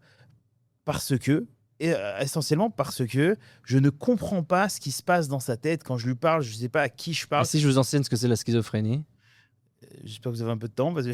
Non, mais c'est ce qu'on fait. C'est pour ça qu'on est là. Nous dans nos cours, on ne rend pas les rabbins psychologues ou psychiatres. C'est pas du tout notre but. C'est pas du tout adapté. On connaît notre place. Au contraire, c'est une des choses qu'on enseigne qui est très important. Moi, je suis rabbin, je suis pas psychiatre, je suis pas psychologue. Il y a des psychiatres et des psychologues, c'est leur boulot. C'est très bien. On est en contact tout le temps. On voit chez des gens, etc. Nous, on fait pas du tipoul, on fait pas du soin, mais on doit connaître les concepts. On doit connaître les concepts. On doit savoir ce que c'est la schizophrénie. C'est une des choses dans nos cours, on fait des cours de 10 rencontres. Chaque rencontre, c'est 5 heures, donc c'est 50 heures de cours. Nos rencontres, elles sont divisées dans les cours pour les rabbins et les rabbagnotes. Sont divisées en 3 parties. Première partie, c'est on rencontre un psychologue, un psychiatre, un spécialiste, un chercheur dans le domaine, par exemple, de la schizophrénie, qui va nous expliquer les bases théoriques de comment ça fonctionne. Ensuite, on va avoir une personne qui souffre de schizophrénie qui va nous raconter son histoire personnelle. Et ses dilemmes halachiques, ses dilemmes communautaires, ses dilemmes de Emouna. D'accord ? Et ensuite, en 3e partie, il y a moi qui vient et qui donne les aspects halachiques et les shootim, les responsables et la littérature qu'on a sur le sujet. C'est en l'occurrence sur la schizophrénie, qu'est-ce que c'est le concept de shoté ? Qu'est-ce que c'est ? Comment ça figure ou ça figure pas ? Quelles sont les sources qu'on a ? Quelle est l'histoire halachique de ce concept-là ? Est-ce qu'on va l'ouvrir au maximum ou le limiter au maximum ? Dans quelle mesure on va définir ce qu'est un shoté aujourd'hui, etc. D'accord ? Donc tout ça, et comment on va traduire ça concrètement ? D'accord ? Ça, c'est pour les rabbins. Ça, c'est pour les rabbins. Ça, c'est un cours qu'on donne aux rabbins. Pour les rabbins, la partie que moi je donne, elle est très importante, mais la partie qu'ils reçoivent avant, elle n'est pas moins importante, voire plus. Pourquoi ? Parce qu'ils vont voir une personne avec laquelle ils vont pouvoir communiquer et se rendre compte d'exactement ce que c'est, après qu'ils ont reçu les sources théoriques en comprenant ce que c'est. Donc à partir du moment où ils vont voir exactement de quoi il s'agit, ils vont dire « Ah, mais il y en a 5 dans ma communauté, j'avais pas... Ah, maintenant je sais ce que c'est. Ok, c'est comme ça. Ah, c'est ça le soin, on va chez telle et telle personne. Ah, c'est ça qu'on fait, c'est tel médicament qu'ils prennent. Ok, c'est tout, ça va. » Non, mais c'est la vraie peur. Mais ça vient mais c'est souvent comme ça, on a peur de ce qu'on connaît pas. Mais c'est vrai. Si on connaît, on n'a pas peur. Donc vous nous conseillez d'apprendre. Oui, bien sûr. Toujours. Ça veut dire ouvrir YouTube et se renseigner sur la schizophrénie, se renseigner sur les maladies mentales, tout ça? Pas forcément, ouais, mais pas forcément. Il y a des livres aujourd'hui qui sont très bien, qui présentent un peu quelles sont les différentes maladies, quels sont les soins qui existent. En Israël, il y a énormément de choses qui sont énormément de soins, différents domaines de soins. Je veux dire aussi quand même quelque chose d'important dans l'histoire de la folie, dans les sources juives. Quand Freud il arrivait, les rabbins ils n'ont pas beaucoup aimé. C'est-à-dire que les thèses de Freud, elles sont basées sur des postulats qui sont plus ou moins contraires au judaïsme. D'accord? Que l'homme, il soit Eros et Thanatos, d'accord? Qu'il soit basé uniquement sur une... bon, ça c'est caricatural, mais qu'il soit sur une libido, sur une volonté de sexualité, une pulsion sexuelle ou une pulsion de mort. Surtout que le terme de Thanatos, il est arrivé à la fin de ses écrits, vers la fin de sa vie. Ça n'a pas plu beaucoup aux rabbins. La majorité des rabbins qui ont écrit sur le sujet se sont opposés, à la psychologie. Et ça a pris du temps. Et c'est vraiment seulement de notre génération aujourd'hui, avec le Rav Asher Weiss, le Rav Zilberstein, le Rav Yoni Rosenzweig et d'autres encore, où on commence à réhabiliter halachiquement la psychologie du fait de la psychiatrie et du fait qu'il y a eu Aaron Beck, qu'il y a eu la CBT, c'est-à-dire le TCC, TCD, etc. Donc la théorie dialectique comportementale, TDC, et d'autres, le ACT, et d'autres thèses qui se sont avancés, qui voient l'homme de manière différente, qui voient l'homme de manière beaucoup plus large, qui voient beaucoup plus grande, et qui ont de la psychologie humaniste, Rogers, etc. Enfin, bref, toutes sortes d'autres thérapies qui permettent de voir l'homme de manière qui correspondent à la halakha, correspondent au judaïsme, correspondent aux sources juives.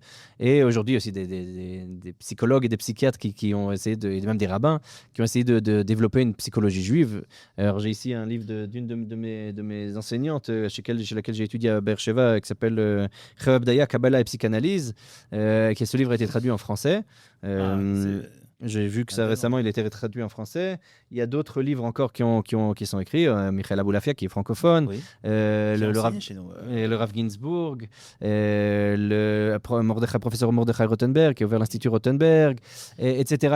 Il y a toutes sortes de théories psychologiques juives qui essayent d'ouvrir de toutes sortes d'autres aspects, mais tout ça pour dire que finalement, quand on arrive à toutes ces idées-là, on a une capacité à regarder halachiquement les choses. C'est-à-dire, on va regarder comment c'est halachiquement, on va regarder dans les textes de la halakha, et on va pouvoir dire, ok, maintenant, j'ai la psychiatrie, j'ai le DSM, c'est ça qu'a fait le Rav Yoni Rosenzweig dans son livre, il va dire, ok, j'ai ces maladies-là, comment je vais les traiter d'un point de vue médical. De la même manière que le boiteux, je peux savoir est-ce qu'il y a un problème à la hanche, il y a un problème au genou, il y a un problème, je sais pas moi, dans les articulations, il y a un problème au dos, il y a un problème, etc. Où on va qu'est-ce qu'on peut faire, qu'est-ce qu'on peut pas faire, quelles opérations on peut faire, etc. Mais pareil, dans la santé mentale, on a quelqu'un qui est malade, il n'est pas malade, à quel point il est malade, à quel point sa vie est en danger, elle n'est pas en danger. Quand est-ce qu'on peut être transgressé le Shabbat, quand est-ce qu'on peut pas transgresser le Shabbat, et quelqu'un qui souffre de schizophrénie, par exemple, est-ce qu'il est considéré comme choté, il n'est pas considéré comme choté, est-ce qu'il peut se marier, il peut pas se marier, etc.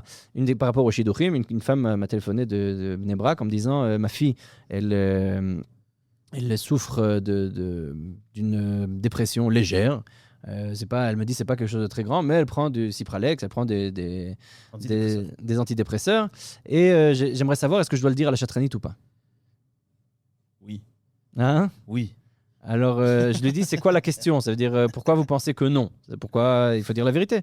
Elle me dit, c'est simple. En fait, je me suis rendu compte que plus d'un tiers des Israéliens prennent ça et que c'est devenu quelque chose dans la shigra, dans la norme, dans l'habitude. Et donc, peut-être, c'est pas quelque chose qu'il faut signaler. Je dis, vous savez quoi? C'est une bonne question. Je vais demander, je vais me renseigner, etc. Et plusieurs grands décisionnaires auprès desquels j'ai pris conseil m'ont dit, ouais, effectivement, il n'y a pas besoin de dire parce que c'est quelque chose dans la norme, etc. Ah bon? Ouais, c'était assez étonnant. Fou. Ouais, c'est assez étonnant. Mais voilà, on apprend toutes sortes de choses comme ça. Peut-être pas le dire au premier rendez-vous. Non, la question, c'était pas pour le dire à l'autre, c'était pour le dire à la chatranite. Mais oui, effectivement, il faut être le plus clair possible. Il ne faut pas cacher ce genre de choses. Et le plus on va en parler, plus on va comprendre qu'il n'y a pas de raison de stigmatiser et qu'il n'y a pas de différence entre, je sais pas, avoir un problème d'articulation, peu importe, de toutes sortes de problèmes médicaux. Il n'y a pas de différence avec la santé mentale, finalement. La santé mentale, c'est comme toute autre partie de la santé.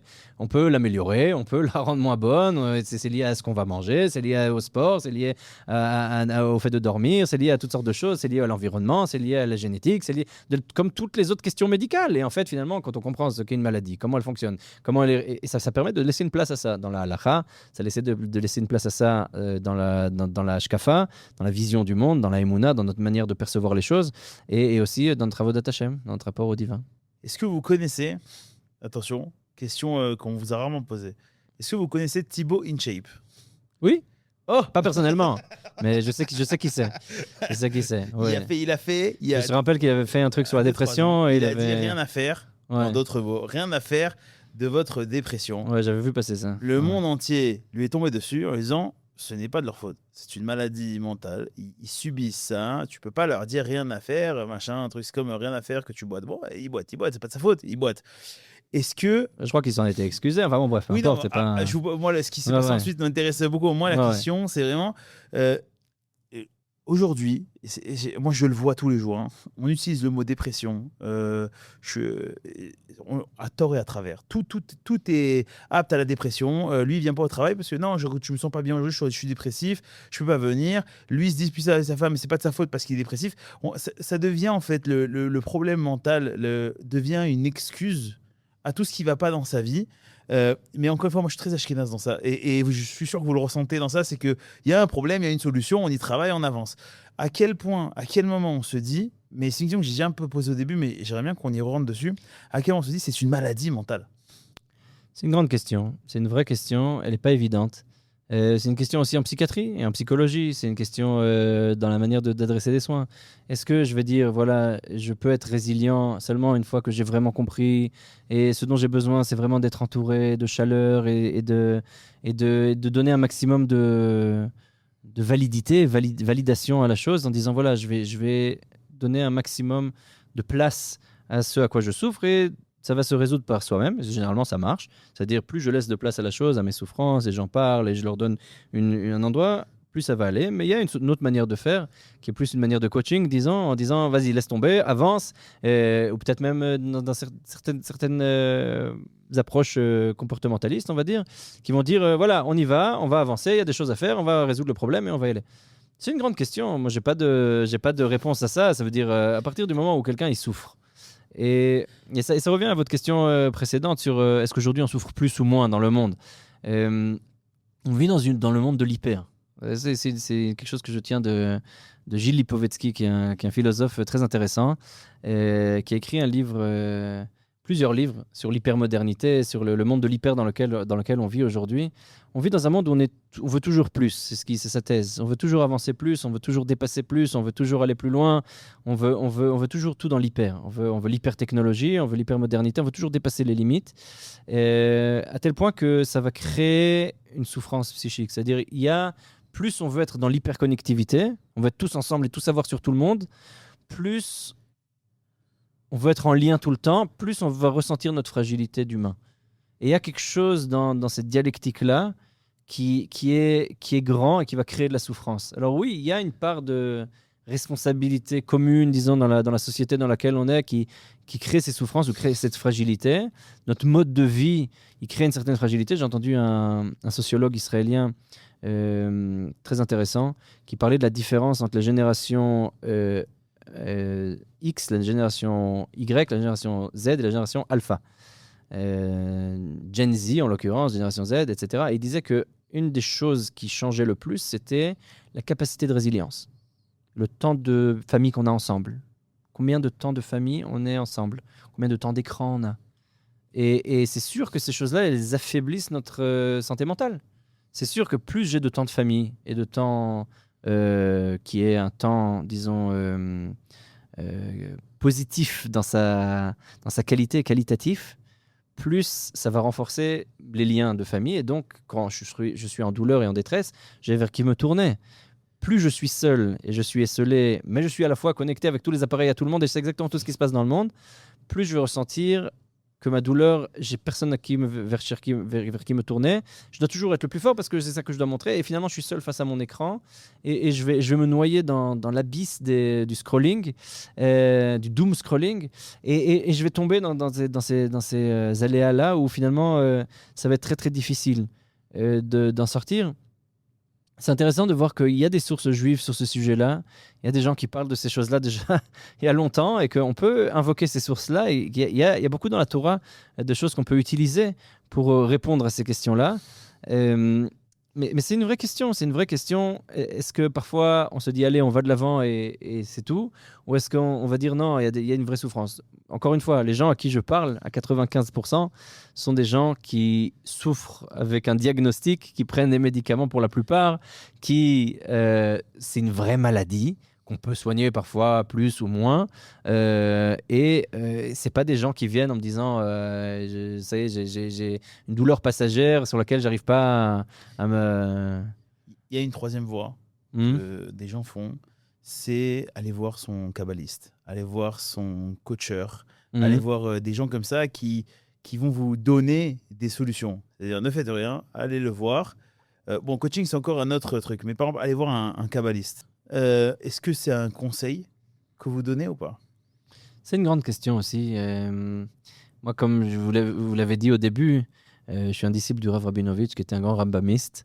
Donc, les kabbalistes, c'est pas tellement dans notre maison d'études, dans notre Beth Midrash, c'est pas quelque chose auquel on fait appel, en tout cas pour des soins. Aujourd'hui, c'est devenu courant. Non, c'est aujourd'hui, on va voir XY, je donne pas de nom exprès, parce que ils vont prier pour nous auprès de Dieu. Il n'y a pas de mal à prier.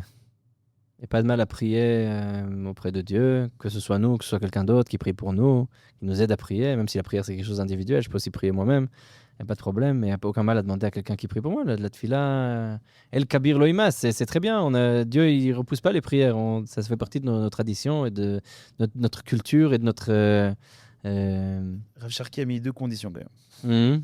Il a dit un, qui soit sioniste, c'est la base, et deux, qui ne demande pas d'argent. Voilà. Bon, mais c'est bien. Moi, je vois pas de mal à ce que quelqu'un ait pris ou qu'on prie de manière générale. J'ai toujours cette peur que des gens soient manipulés et qu'on utilise leurs croyances à mal. Ça me fait peur. J'aime pas les charlatans et j'ai peur de ça. Parce que les sectes, il y a des humains qui, en plus à ces maladies-là, amènent un peu ça, j'imagine, Tout à à fait. des humains un peu faibles dans leur manière de se Oui, défendre. c'est un grand problème. C'est un grand problème. J'ai eu une question récemment, il y a 3 mois, une dame qui m'a téléphoné en disant qu'elle était chez un kabbaliste qui lui a changé son nom, mais elle était ensuite chez un autre kabbaliste qui lui a dit qu'il fallait surtout pas changer son nom et que en fait l'un il a prié pour elle, mais l'autre il a prié pour elle différemment. L'un il a dit qu'il fallait faire cette kavana, l'autre il a dit une autre kavana et que maintenant elle est complètement perdue, elle sait plus lequel écouter. Voilà, Faut aller voir un troisième en général, penché. elle me dit, je vous pose la question, vous êtes le troisième qui vient résoudre mon problème. Qu'est-ce que vous en dites? Je lui dis, et qu'est-ce que vous en dites? Qu'est-ce qui vous fait plaisir? Qu'est-ce qui vous parle le plus? Qu'est-ce qui vous apaise? Qu'est-ce qui vous fait du bien? Qu'est-ce qui vous semble juste? Et elle me dit, moi je pense que c'est bien de changer mon nom et ça m'a fait du bien dès qu'il m'a changé mon nom, je me suis senti beaucoup mieux. Je dis, ok, la croyance que tu as et la confiance que tu donnes dans cette personne-là, elle fait aussi partie de nos. J'ai beaucoup d'humilité face à ça. Combien même j'ai grandi dans un Beth Midrash, dans une maison d'études qui est très rationaliste, très rationnelle, qui est contre toutes ces sectes et ces charlatans et tout ça, et qui dénonce tout ça de manière assez véhémente, disons, avec plusieurs velléités. Parce que justement, c'est vraiment utiliser la faiblesse des gens pour les manipuler. C'est quelque chose d'horrible et qui est contraire à la Torah. Et c'est une profanation du nom divin et ce que vous voulez. J'ai grandi là-dedans, mais d'un autre côté, j'ai une grande humilité parce que quand je vois que ça peut aider des gens d'aller chez quelqu'un qui leur prend pas d'argent en l'occurrence, mais qui les aide vraiment et qui prie pour eux, j'ai une humilité face à ça parce que je me dis, ok, peut-être que si la personne elle croit très fort à ça et ça l'aide, alors c'est bien. Il y a des choses comme ça. On sait que le phénomène de placebo ou le phénomène de Pygmalion dans la recherche et ailleurs, il y a des effets comme ça où si je crois très fort à quelque chose, il agit. Donc, et c'est quelque chose de rationnel qu'on peut mesurer, etc. La prière aussi, elle fonctionne rationnellement. Il y a ici à Jérusalem, pas loin d'ici, un chercheur qui est assez âgé d'ailleurs, qui est à la retraite, qui s'appelle le professeur Eli Witztum, qui a écrit un livre très intéressant, qui est anti-religieux dans sa manière de voir les choses et psychiatre très connu, et qui a fait des recherches sur le monde religieux et la psychiatrie. Il arrivait à la conclusion que faire tchouva et prier, ça aidait psychiatriquement, c'est-à-dire ça aide psychologiquement les gens qui croient à certaines choses. Le fait de prier, ça les aide, ça leur donne un certain confort, ça leur donne une certaine force, etc. Il a fait plusieurs recherches là-dessus. Il a dit ouais, c'est fascinant.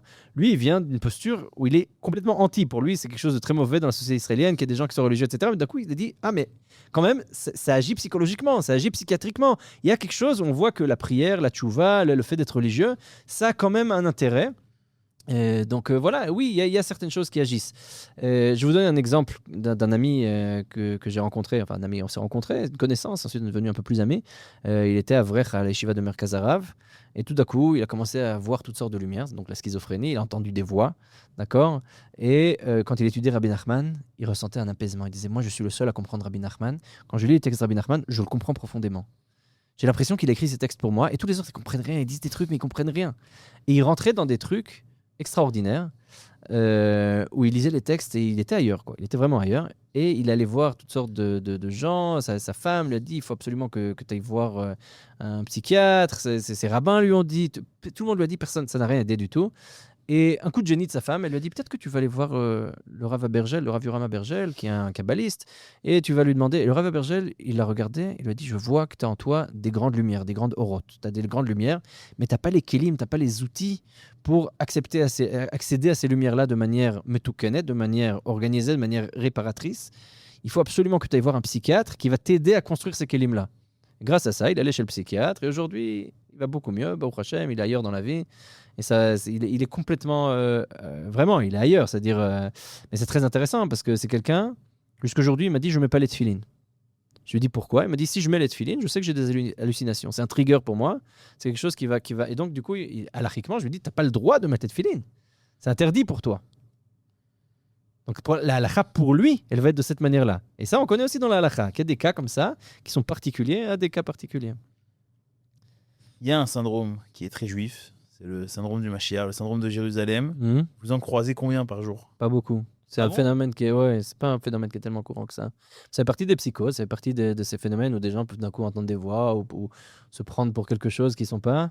Mais c'est pas. C'est pas que Mashiach alors, c'est aussi tout ce qui est religion entre guillemets. Le syndrome de Jérusalem, c'est un syndrome particulier, mais oui, mais j'en ai croisé 2 pour l'instant dans ma vie. Ok. C'est assez rare. Et en l'occurrence, j'ai parlé avec des grands-parents de quelqu'un qui avait ça, qui se sont plaints de leur petit-fils et ils étaient stressés pour qu'il fasse le bac, etc. Et j'ai dit non, mais d'abord il faut qu'ils aient soigné psychiatriquement. Ils ont eu de la peine à avaler le fait même qu'il ait pu souffrir de ça. Mais c'était pas évident. Oui, effectivement, non, oui, ça arrive, mais j'en ai croisé 2 pour l'instant. Non, parce que la Torah fait de chaque homme un être exceptionnel. Le monde a été créé pour lui. Si tous les matins il se réveille, c'est qu'on a besoin de lui pour que la terre y tourne. D'une part. D'une part. De quoi d'une part? D'une part. C'est-à-dire ça, c'est d'une part, on a besoin de l'homme, ce qu'ils disent les maîtres du Moussar. Ils disent dans une poche, j'ai un papier sur lequel il est marqué Bishvili Nivra Olam. Le monde a été créé pour moi. Le monde a besoin de moi. Si j'y suis, c'est qu'il a besoin de moi. Mais dans l'autre poche, il y a un autre pétek, il y a un autre billet sur lequel c'est marqué Anochi Afar Vaefer. Je suis poussière et cendre. Ça veut dire il faut avoir une certaine humilité. On est d'un côté la couronne de la création, et de l'autre côté on est une partie infime de la création. Et on tient ces dialectiques ensemble. Ça fait partie des bases du judaïsme. C'est qu'on a ces 2 cognitions ensemble. Oui, mais des fois, il y en a qui l'oublient, l'une ou l'autre. Et du coup, ça donne du moulin à l'euro de dire je suis exceptionnel, Dieu me parle. La prophétie va revenir d'ailleurs en passant. Dieu m'a parlé. Et oui, c'est vrai, la prophétie, elle va revenir. Du coup, oui, il va y avoir des voix dans la tête des gens. Ouais, je veux dire, c'est-à-dire que moi, j'ai toujours été. Une fois, j'étais à un rendez-vous avec un rabbin. Et il y a une dame qui est venue le voir. Et elle n'a pas eu de honte. La dame, elle est venue, elle a dit écoute, moi, j'entends des voix.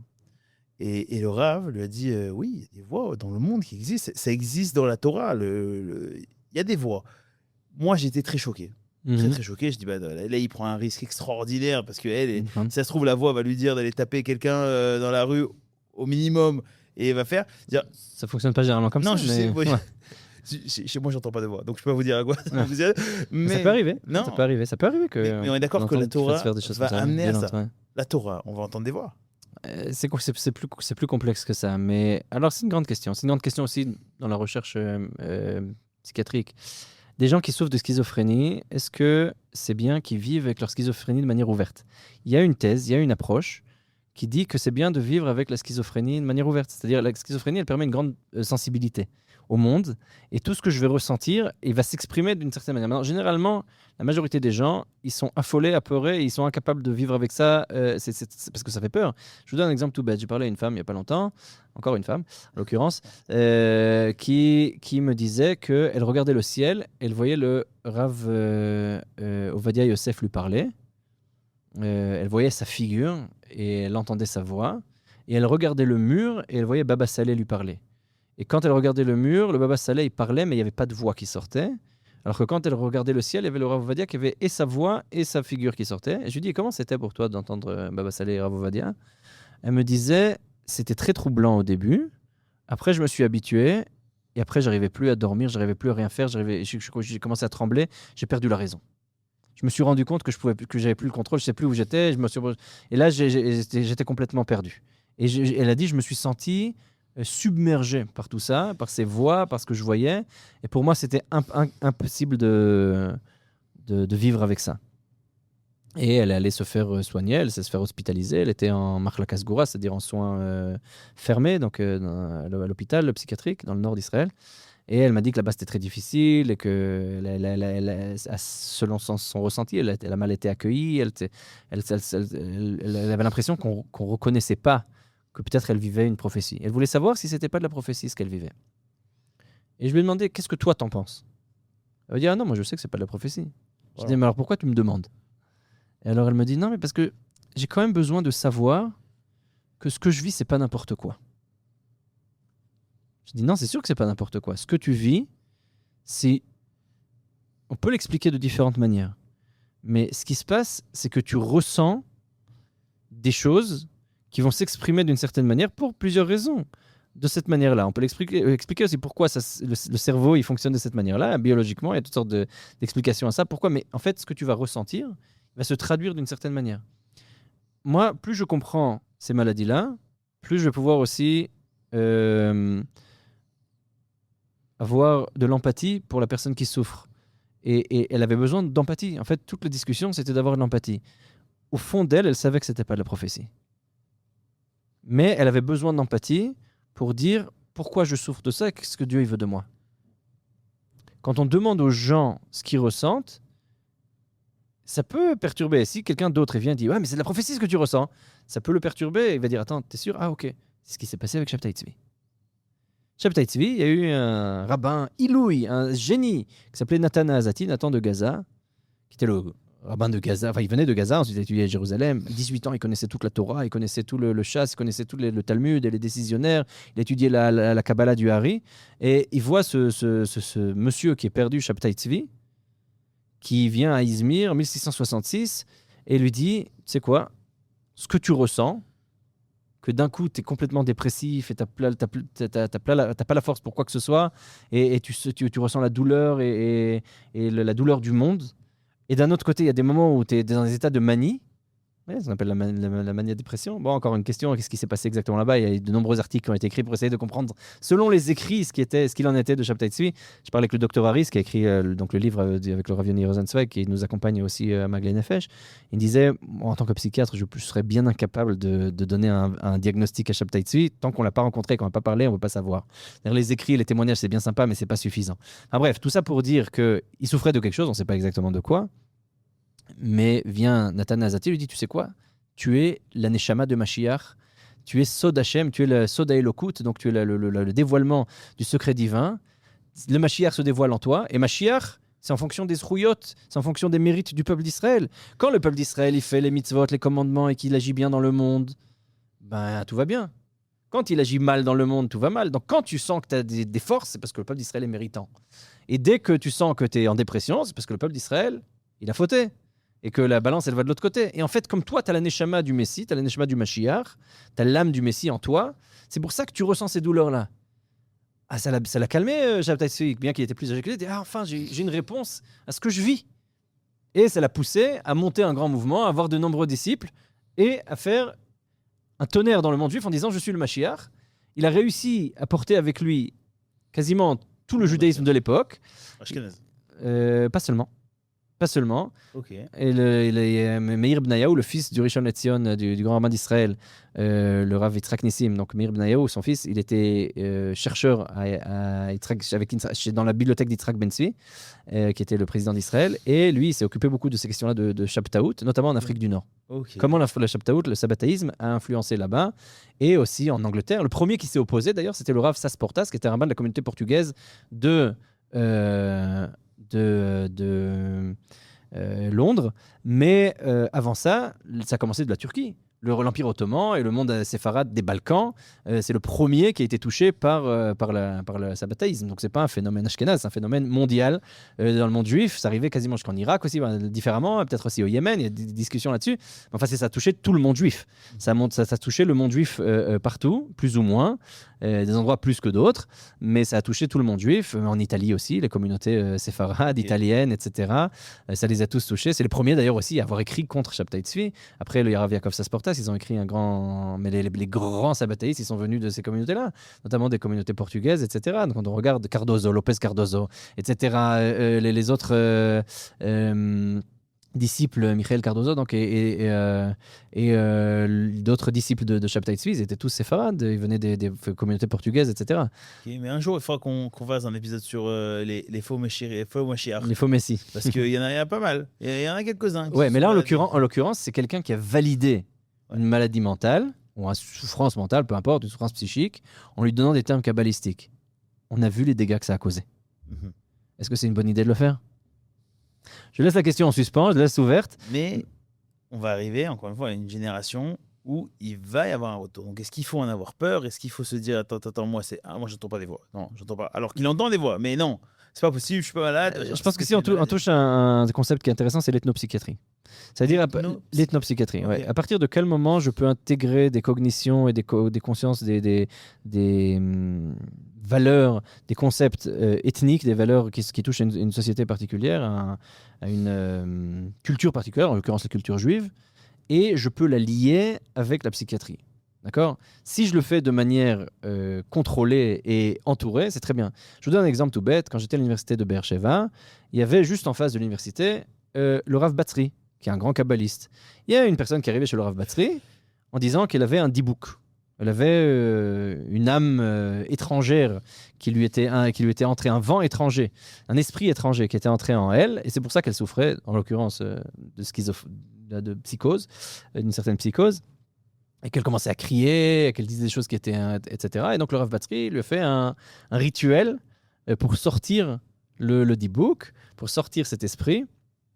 Alors c'est très intéressant parce que d'un côté de la rue il y avait ce Beth Midrash, cette maison d'études où c'est ce qui se passait, et juste en face la faculté de psychologie de l'université de Ben Gurion de Be'er-Sheva, et où tout le monde disait mais c'est facile, il a une psychose, etc., c'est ça qu'il faudrait faire, etc., etc. Mais c'est très intéressant, on a la même personne avec le même phénomène, d'un côté de la rue on l'interprète de cette manière-là, de l'autre côté de la rue on l'interprète de l'autre manière. Qu'est-ce qui fonctionne le mieux ? Apparemment, le lien entre les deux. C'est-à-dire qu'à partir du moment où la faculté de psychologie et de psychiatrie elle a l'humilité de dire « Ok, mais cette personne-là, elle croit au dibouk, elle croit dans ses esprits, et elle croit que ce rabbin peut lui sortir les esprits et que ça va vraiment l'aider. » Maintenant, combien de temps ça va l'aider et comment ça va l'aider ? Est-ce que ça va l'aider définitivement ou pas ? C'est une question. Il faut vérifier ça. Je ne crois pas qu'il y ait des recherches qui ont été faites sur le sujet, mais ce serait intéressant de le faire, en l'occurrence. Combien ça va l'aider ? Et est-ce que la psychiatrie peut aider différemment et mieux ? Et c'est pas forcément le cas. C'est-à-dire parfois il y a des gens qui croient tellement à ça, ça fait partie de leur culture, de leur ethnie. Quelqu'un qui croit au dibukim, qui croit aux esprits, qui croit que c'est très important et qui croit qu'il faut faire sortir ça, et que ce rabbin-là il est capable de faire sortir. Si je le crois vraiment, ça peut vraiment aider. Et on voit qu'il y a des gens qui sont vrais, que ça les aide vraiment. Alors je peux dire ça fonctionne comme ça, c'est ça, etc. Ou alors je peux avoir de l'humilité disant ok, je comprends pas forcément tout. Ça n'empêche pas, moi en tant que rabbin, je peux tenir, moi je suis pas psychiatre, donc je peux très bien tenir le fait que dans la halakha, on va selon la psychiatrie, parce que de la même manière que la halakha, on va selon la médecine qui a été prouvée. D'accord ? Je veux pas trancher la halakha en disant oui, fais de l'homéopathie ou fais de la médecine, expérimentale qui n'a pas forcément été prouvée, ou de la médecine chinoise dont on connaît pas forcément même si peut-être ça fonctionne, mais ou alors écrit un kaméa, écrit une sgoula et ça écrit un parchemin sur lequel on va mettre des noms et ça va fonctionner. Peut-être que ça fonctionne, j'en sais rien. Enfin, de mon point de vue à moi, mais dis-moi si je me trompe, c'est aussi le fait de croire au début, Bien à sûr. ces caméras qui les amènent à ces troubles-là. Tout à fait, mais le fait de croire en quelque chose, il fait partie de mon identité. De la même manière que la personne qui croit que la halakha est importante, elle va avoir plus tendance à ce que ces troubles obsessionnels compulsifs, ils arrivent sur la halakha. Alors, Parce qu'une chose qui m'est chère et qui m'est importante, eh ben, je vais y croire, et plus je vais y croire, ça va avoir de valeur sur mon identité. mais c'est là le problème. La ganénette qui s'occupe d'un gosse de 6-7 ans, enfin non, avant même, 5 ans, qui dit « fais à moitié parce que sinon Dieu il va te punir, machin ». Donc il Oui, commence bah à oui. avoir peur de la halakha. Non, mais du coup, il a peur de faut la faire halakha. attention aux C'est le genre de gananot. choses. Je suis fils de Non. Gananet. Je vais faire très attention avec ça. Comment vous Ouais. enseignez la halakha à vos enfants pour pas que ça devienne une charge, la halakha? Ça, c'est pas une invention de moi. Hein. C'est quelque chose qui figure dans le Chazonish, dans Yoredea Siman Bet, qui figure chez le Rabbi de Lubavitch en long et en large, qui figure chez le Rav Kook, qui figure chez de nombreux auteurs, déjà depuis Maharam Lublin, donc déjà depuis plus de 2 siècles, où il dit aujourd'hui on est arrivé à une génération où il n'y a pas Yamin Docha, Yamin Mekarevet Vesmol Docha, où la gauche repousse et la droite rapproche. Il dit aujourd'hui il n'y a que la droite rapproche. Il faut parler dans un langage d'amour, il faut parler dans un langage de proximité, dans un langage qui donne la validité aux choses, dans un langage qui permet de comprendre les choses. À partir du moment où je viens et je menace et je dis c'est comme ça et pas autrement, et je fais la halakha de manière technique et par peur, il n'y a rien de bon qui peut pousser de là. Non seulement il n'y a rien de bon qui peut pousser de là, c'est le contraire aux valeurs du judaïsme. Là, on enregistre avant Shabbat Chazon, avant le Shabbat qui est avant Tisha B'Av, et on va lire dans la Haftara, c'est marqué que le prophète Isaïe dit que le Chamor, donc l'âne, il ne connaît pas son créateur. Et un des commentaires d'un rabbin du Moyen-Âge, Rabbi Nissim de Marseille, dans son livre Maaseh Nissim, il dit la chose suivante. Il dit qu'il y a beaucoup de gens aujourd'hui qui ne comprennent pas la halakha et la font de manière technique. Et pour cette raison-là, ils sont comme des ânes qui ne connaissent pas leur créateur. Si on fait les choses par peur, et on fait les choses par menace, et on fait les choses parce qu'il faut le faire de manière performative, sans en comprendre le sens, sans comprendre la réalité, sans comprendre l'amour qui est derrière et le but des mitzvot, et pourquoi je le fais, et comment je le fais, et qu'est-ce que ça m'apporte, et qu'est-ce que ça apporte au monde, etc. Et si j'étudie pas, alors j'ai peut-être raté le sens des commandements. C'est-à-dire, les commandements, ils ne sont pas juste des choses que je dois faire sans raison. Je les fais et je dois les étudier. Naaseh, venishma. Le nishma, il est aussi important que le naaseh. Il faut étudier. Si je n'étudie pas et je ne comprends pas ce que je fais, ça vaut quoi? C'est mitzvat anashim melumada. C'est un commandement que les gens font par automatisme. À partir de ce moment-là, on perd tout. Vous êtes d'accord qu'aujourd'hui, la majorité des religieux, et je mets des guillemets, ils font la halakha par crainte de la punition? J'espère que non. J'espère que non. Je ne sais pas ce qu'il en est de la majorité, mais j'espère que non. Ok. Je crois pas. En tout cas, dans les milieux dans lesquels j'ai évolué et grandi, c'est pas ce que j'ai vu. Mais j'espère que c'est pas vrai.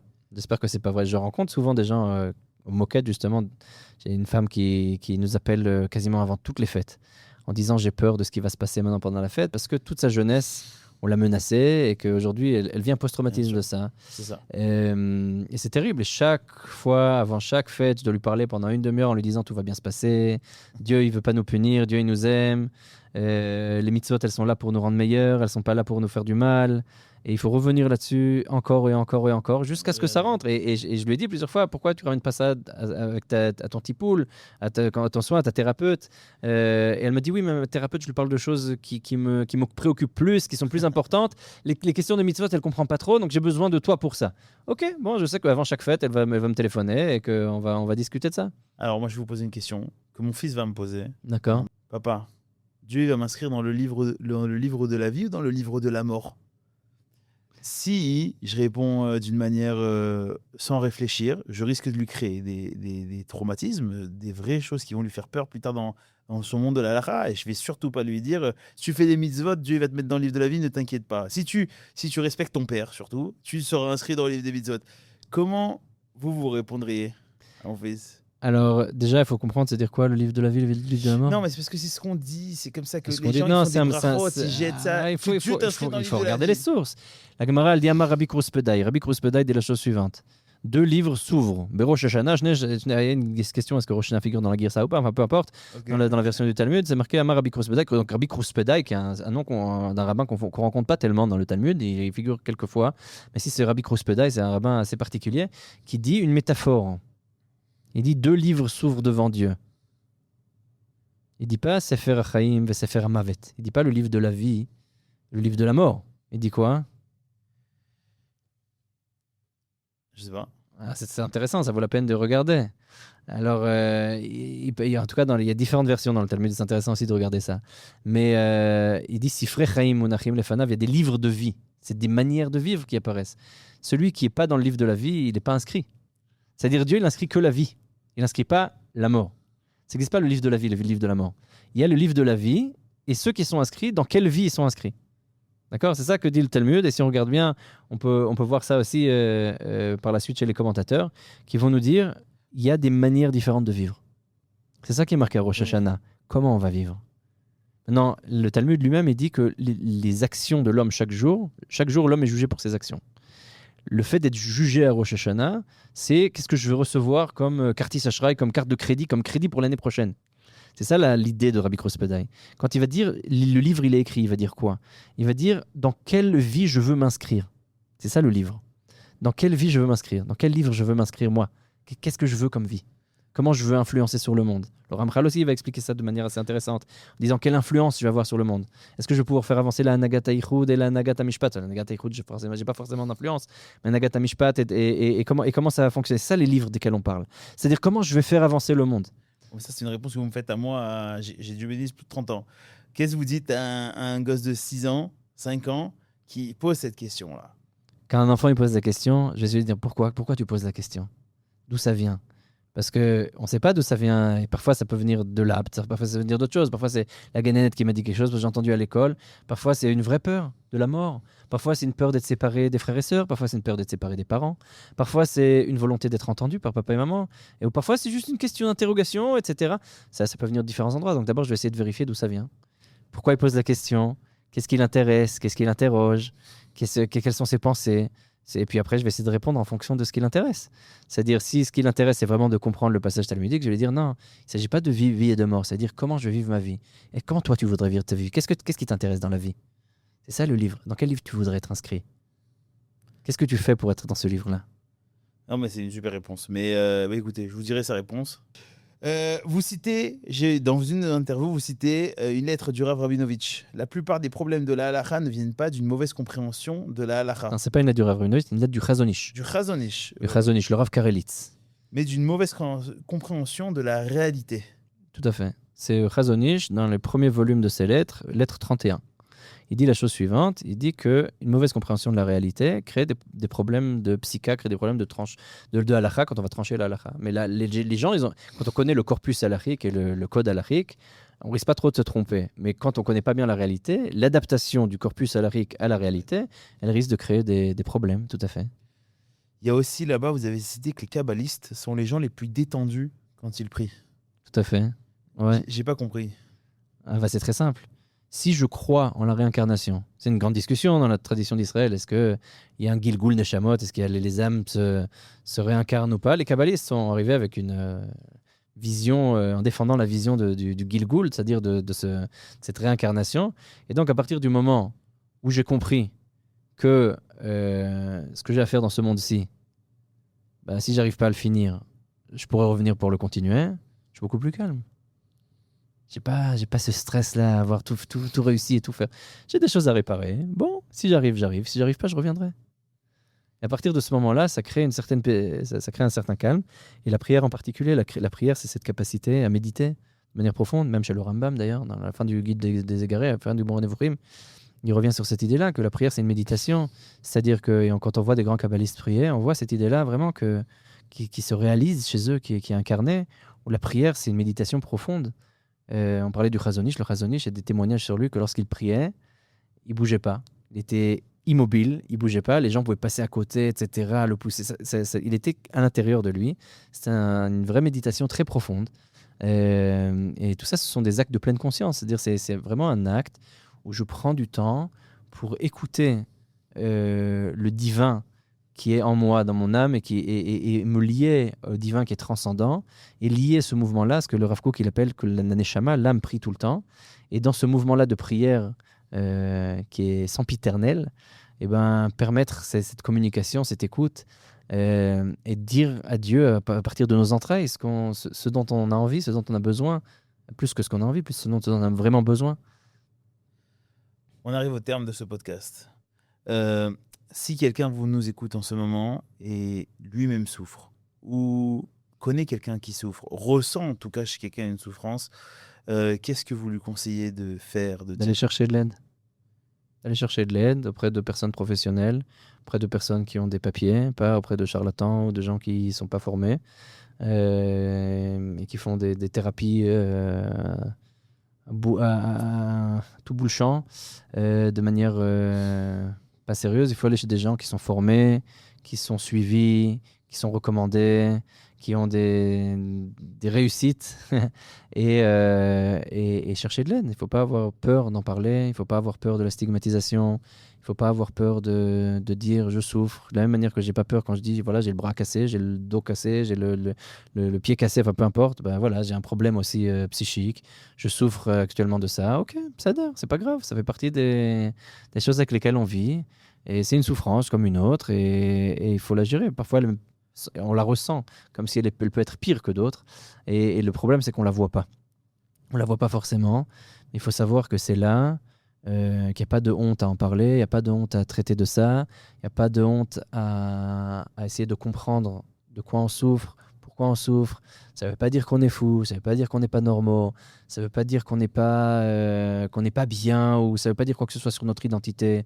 Ça ne veut pas dire que Dieu ne nous aime pas, ça ne veut pas dire que les autres ils vont forcément ne pas nous comprendre. Et pas... Parfois, au contraire, ça permet des grandes rencontres, ça permet d'ouvrir le cœur, ça permet des choses il y a un sujet duquel on n'a pas parlé, mais ce sont les grands d'Israël qui ont souffert psychiquement et qui parlent de leur souffrance. On voit qu'ils ont une bien plus grande sensibilité aux autres, aux gens qui souffrent, une capacité d'écoute qui est infiniment plus grande. Quand on voit les écrits de grands d'Israël qui savent ce qu'est la souffrance psychique et qui viennent parler de ça et qui viennent résoudre des questions de psycha, de halakha qui sont liées à ces questions-là, on voit qu'ils ont une compréhension de l'homme qui leur permet ensuite dans d'autres sujets d'être beaucoup plus compréhensif et beaucoup plus intelligent et de répondre de manière beaucoup plus nuancée et de rendre la halakha extraordinaire et de faire un Kiddush Hashem, de faire une sanctification du nom divin. C'est le fait que moi je vive quelque chose, peut-être, c'est une ouverture pour d'autres mondes. Peut-être que ça va me permettre de grandir, peut-être que ça va me permettre d'aller de l'avant et d'amener quelque chose au monde. Donc oui, c'est pas quelque chose de mal, c'est au contraire quelque chose de bien, de pouvoir en parler et de gérer ses problèmes et d'avancer et que notre vie soit meilleure et que avec l'aide de Dieu, tout aille pour le mieux. Amen. Rav, on est, bon, Hachem, dans cette série des bâtisseurs, je fais venir des gens de tout horizon pour montrer comment ils bâtissent et participent au pays. Et on est plusieurs milliers à chaque fois de spectateurs qui écoutent. Et du coup, j'ai décidé, depuis quelques podcasts déjà, de laisser la parole libre sur ce que vous voulez à ces milliers de personnes qui nous écoutent. D'accord. Dites ce que vous voulez. Ça n'a rien à voir avec le podcast, si vous voulez. Ce que vous voulez, c'est à vous. Okay. C'est votre temps. C'est pas prévu. Hein. D'accord. Mais c'est ça, les meilleurs. Non, je vais faire de la pub pour un livre que j'ai écrit qui s'appelle Mincha m'a fait. C'est un livre qu'on m'a un peu forcé à écrire.